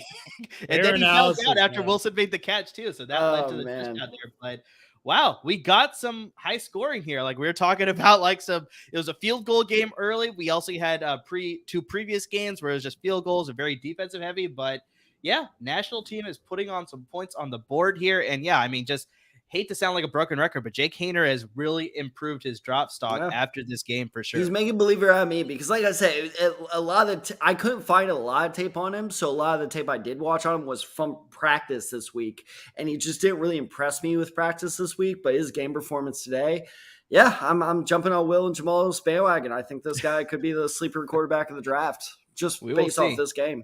We will see how it all plays out for sure. And look at that stat from Cody Mock, too. So good. 36. That is a man. I love that picture still, though. That is the greatest picture. If I see that guy coming at me across the street, I am crossing the street. No way. Not messing with that dude. I'm not. Nope. So like I said, sort of coming up at the end of this game, I don't think we're going to see much else. We got Bagent in for the American team here, but this is the Senior Bowl is before the Super Bowl this year. So, I mean, I think we definitely have to have a little bit of conversation about the Super Bowl. Just like, what do you guys think? Who's got the favorite here? Do you guys score predictions? So, Will, I'll pass it to you here first, but just like, how you feeling about the Super Bowl? Who's got the advantage? And do you have a score prediction for us? I do. The early pick, and this could easily change, is I'm going Chiefs slightly over the Eagles in this one. Okay. Going 31-20. 31-20, I think. 31-20. Wow, high scoring. All right. Two big reasons. I think Reed and Mahomes really need this to be considered elite all time. Sure. Yeah. Reed has one Super Bowl title, is mostly known for screwing up a lot of Philly championship runs in the NFC Championship. Had his chance to win again, against Tom Brady and such in 2021. Didn't get the job done. Mahomes has the same thing. Mahomes has been the best quarterback in the NFL, bar none, for the last 5 years. He's only got one title to show for it. He needs title number 2 to really kind of cement himself with some of the greats. And for as good as the Eagles' run has been, they played Daniel Jones and Josh Johnson essentially in their 2 playoff games. Not exactly a murderer's row.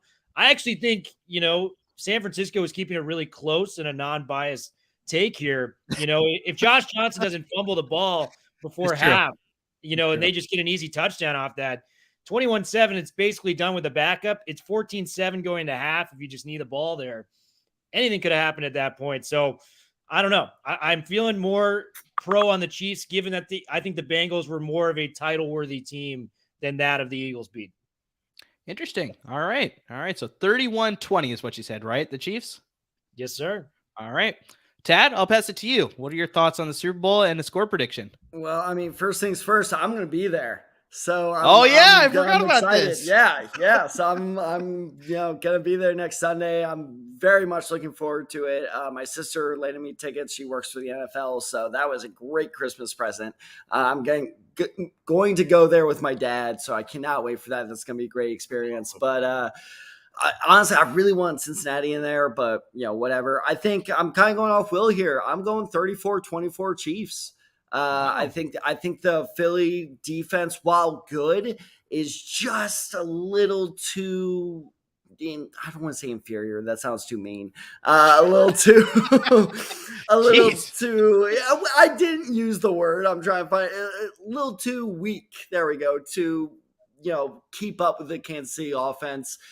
We were talking about earlier with the Trey Smith, Creed Humphrey picks. That offensive line is just so good. I don't think Hassan Reddick is going to be running train on Patrick Mahomes. Now, I will say the one concern I do have is I think a lot of people are underestimating Patrick Mahomes' ankle. A high ankle sprain. I've had 2 high ankle sprains in my life. That sticks with you. That takes at least 4 weeks before you're completely back to normal. So yes, they can inject whatever they want into them. Reckless speculation, but they can, do whatever they want to that ankle. But I think that is the one way that the Eagles can win this game is if Mahomes is not at the top of his game and he loses his mobility, there is danger there, but I just don't quite think that will happen. Sounds good. So what was your final score prediction there? 34-24.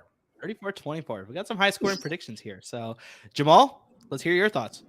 Yeah, I think it's going to be an interesting game. I really like what Will said when you talk about think about this. The last 5 years, the AFC Championship game has gone through Kansas City. That's half a decade of dominance. And when you look at the results, Mahomes lost to Brady twice. He lost to Burrow once. If you only have one title to show for it, this is starting to feel Atlanta Braves-ish of the 90s. This is starting to feel a little Buffalo Bills of the 2010s and the 2020s. This is a huge legacy defining game. I don't think Mahomes wants to go to 1-2 in the Super Bowl and kind of still be at 1 moving forward when he's got kind of Brady in his sights. Having said that, I think the Eagles have had a very simple game plan over the course of the year. I think they're the one team that sort of understands their identity better than any other team. And I think Sirianni and company have done an outstanding job, Shane Steichen, of playing around Hurts's game and his limitations. I mean, if you look at the Eagles, they exclusively throw the ball at the line of scrimmage or throw the ball deep or, zone read with the keepers. There's very little in that 5 to 20 yard intermediate zone because that requires kind of progressions, processing information, variation, and that's just not where Jalen Hurts is. So he either throws it deep or everything is at the line. And I think if you give Andy Reid and company 2 weeks to prepare for that, I think they're going to find the right recipe here. And I just have a hard time betting against Mahomes. And ankle or no ankle, he's the best player in the game. And I have a hard time believing he's going to lose a game to somebody not named Brady or Burrow. I like the Chiefs to pull through here 27-20, and Kansas City gets their second ring in 5 years. All right, enough of us talking, Murray. You give your Super Bowl prediction now. For sure. So I don't think it's going to be as high scoring. I think it's going to be a lot lower scoring because I know we sort of want to play the picture of the fact that the Eagles had a pretty easy road to get to the playoffs, the number 1 seed, and obviously they had a pretty easy road in the playoffs as well. But I still think they have a lot of talent on that squad, and I think a lot of people underestimate how good their pass rush is. They have Brandon Graham. They have Hassan Reddick, who had a sensational season this year. Fletcher Cox up the middle. Their linebacker play has been so impressive this year compared to previous years. TJ Edwards, Kaiser White, former Charger, he's on that team. So it's like they have a strong front seven that I think people are underestimating. And then one of the biggest offseason moves that they made, acquiring James Bradbury from the scrap heap that the Giants just released him as a cap casualty. He's been a key piece of that secondary for sure. So I think they have a pretty good defense as to why they were number 2 behind the San Francisco 49ers. Got to throw that out there. But I think we're in consensus here. I think just Kansas City, they game plan a little bit better. They're a little bit more sophisticated in their offensive game plan. We already talked about Mahomes succeeding so well without Tyreek Hill. He's got Travis Kelce. He had a sensational game. He's playing against his brother, first time in Super Bowl history. So you definitely know he's going to be amped up for that for sure. But yeah, it's going to be a lot closer because the Eagles like to pound the football. I know the Chiefs will probably target that for sure, but I still think they're going to get some good runs, get some good gains through that. But I'm thinking it's going to be a lot closer. I'm going to say it's going to be 24-20 the Chiefs pull out this win. Okay. Wow. And speaking real quick to the Chiefs can game plan better, they literally played ring around the posy and they still scored. Well, it's against the Raiders of all people. Come on. Fair. Touche. You could do that against I can't argue against that. Yeah. Yeah. So I will say this though: the Eagles may have the most complete roster in football. They have no weaknesses on that team. It's very true. They're very, very sound. I'm just banking on Mahomes and Reed. You better get this done if you want to consider you're one of the greats. That's where I'm looking at. It's a dynasty versus like a missed opportunity here. Yeah. As good as Jalen Hurts is, he's not Patrick Mahomes. So. No, 100%. Jamal laid it out where it's like they keep the offense very simple around him. It's like the RPOs, the deep throws sort of things, like play into his wheelhouse. He has to take that next step here. This was a great breakout year. We'll have to see what happens to Hurts as his career moves forward. But yeah, Mahomes has clearly done it. He's in the running for the MVP this year. We'll see what happens on Thursday when they announce all the awards. But I think just that combination of Mahomes and Reed is it's hard to beat that. It's really hard to beat. Jamal, at the roster, the Eagles are a better team. Like the Eagles are on paper, 100%. I don't think we're totally in consensus there. I think it's everyone here is picking the Chiefs out of the belief of what Patrick Mahomes is and what Andy Reid is, and so I think that's what's going to make the game compelling. Jamal, you missed Eagles can get into the backfield to get that solid pass rush, then the Eagles have a very good shot to come away with the victory. Yep. So, Tad, go for it. All right. So, Jamal, you missed a great comparison for if the Chiefs lose this. You know who they remind me of, actually, is the early 2010s Rangers. the Rangers that went to like what 3 or 4 straight World Series, because like that roster was ridiculously talented. Like they had so many good players on that roster, and like no one's gonna remember them because, well, first off, baseball is falling out of people's memory, but also because it's just like if you don't win multiple now, and that's the high bar, and you can see that. I think that's a lot of frustration with Aaron Rodgers now as well. It's no longer you gotta win one, you gotta win multiple. Ooh. And I think that'll ice the game really quick. I'll jump to you, Will, but I think we just got the last nail of the coffin here in this game. Tyson Bagent with some good pocket presence was able to escape, but he threw an interception here in the red zone, and that's just going to end this game. I think the national team is just going to get into victory formation. That interception was made by, I'm trying to see, it looks like that's a Jacorian Bennett. Jacorian Bennett. Jacorian Bennett out of Maryland. Out of Maryland. Okay. So, yeah, I think that's going to ice the game. But Ted has some good reads by him. Really quick, do you have any thoughts on Jacorian Bennett? Yeah, I mean, let me pull up his notes real quick. He's very versatile. He's a great athlete. 5'11", 195 is the one concern with his size. But like I said, like he's kind of an in-betweener. They're listing him as a cornerback right now. I think he'd actually be better suited as a free safety at the next level, but I think that he is definitely at the very least a good nickel corner to start off his career. So I think that, I think that just goes to show that his coverage skills are up there. Good, solid 3rd or 4th round pick. I think 3rd might be a little early. 4th or 5th round pick. I think that's a good place for him to go. Okay. And Will, I know you had some final thoughts about like the Chiefs and the Eagles and everything there, so I just want to pass it to you here to close that out. Yeah. Do you think this could potentially be Andy Reid's last game as a coach? I think he's sticking it out with Mahomes. It's a storyline. He's 64 years old. He's going to turn 65 this year. Why not walk off into the sunset if you win the Super Bowl? I think that's a great. You could have said that about Brady 2 years ago. Well, I mean, that's a really unique case with Brady, so I don't want to compare those two. But Andy Reid, 65, I could see it, man. He's had a rough life. His son. I mean, we've all heard about the stories about his son and the issues there. Just get that 2nd Super Bowl title. I think if you get 2 Super Bowls, you're up there solidified in the, arguably a top 5 coach of all time, depending on where you want to go with it. But hey, I mean, I don't think it's out of the question. I don't think it's a story that's being talked about enough. So I just want to real quick, just real quick, yes or no around the table. Andy Reid, win or lose next weekend? Don't care. First ballot Hall of Famer, yes or no? Amir? Yeah. Will? Yeah, but I don't think he would be considered. No, just yes or no. Just yes or no. Just yes or no. Jamal. Yes, and what I will say with Will is, Will, I completely agree with you. I think that if he loses, he's going to walk away.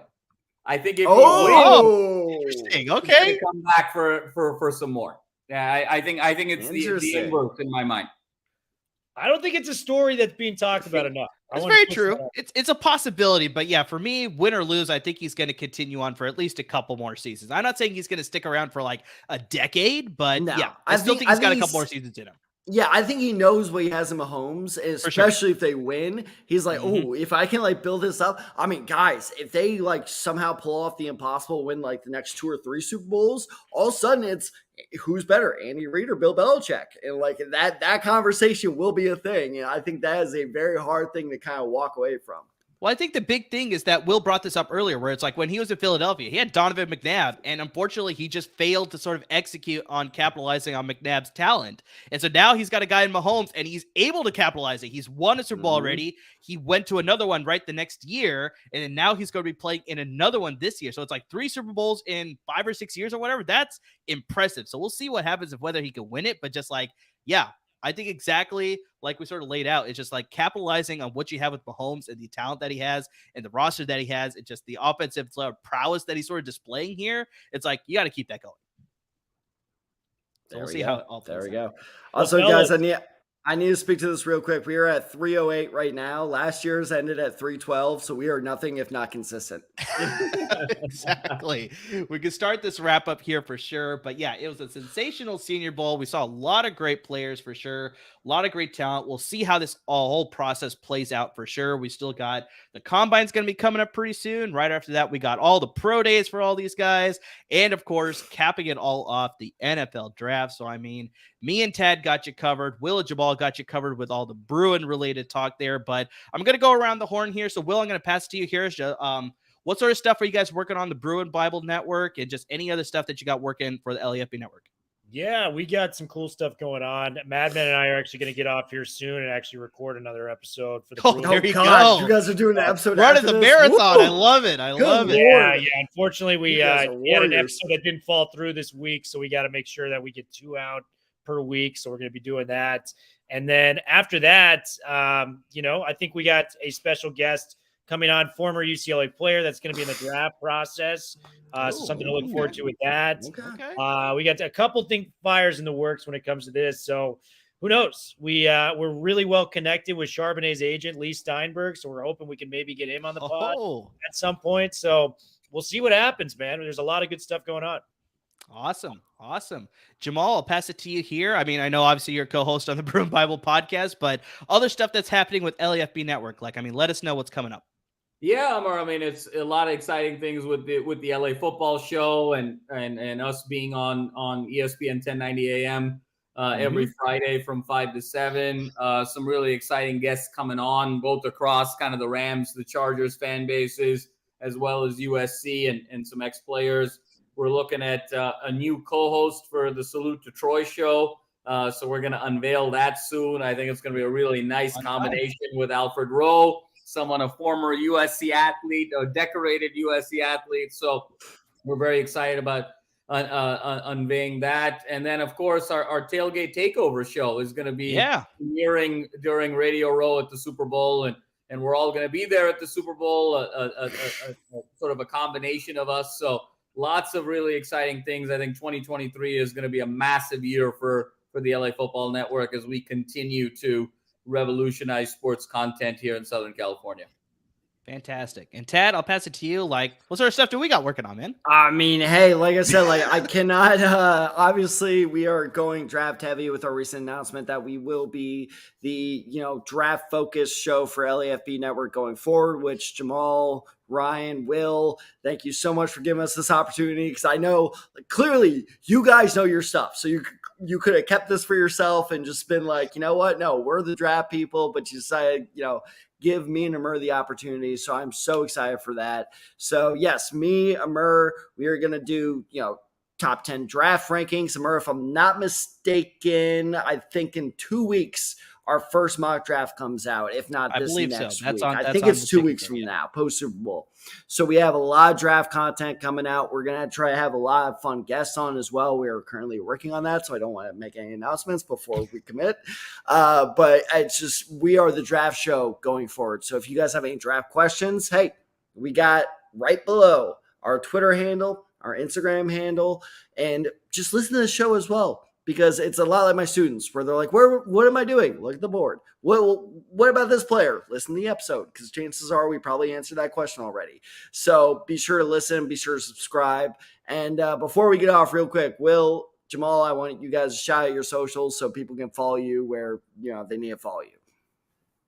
Oh, man. Just follow LAFB and subscribe to the UCLA LAFB channel. We got good stuff coming all year long. For sure. And, the first of many, always such a pleasure doing the live stream with you guys. It's edutainment, as I like to call it. Yeah. It's educational and entertaining and what a fun group. And Desai guys, you guys are going to be blowing it up this year. So really everyone needs to kind of get on that ride, that roller coaster rocket ship that the Desai guys are going to be this year. So really excited for all of your success in 23. I don't think I've ever heard our show be described more perfectly, the roller coaster rocket ship. So guys, Will, Jamal, Tad, this was a fun time. We covered a great Senior Bowl, talked a lot of college prospects, but yeah, it's not done, but just thank you so much for coming on the live stream. Everybody that tuned in, we appreciate it. Make sure you like and subscribe to the YouTube channels, the podcast, anything and everything associated with LAFB Network. We appreciate you guys and everything, and have a great rest of your day, guys. Stay safe, everyone.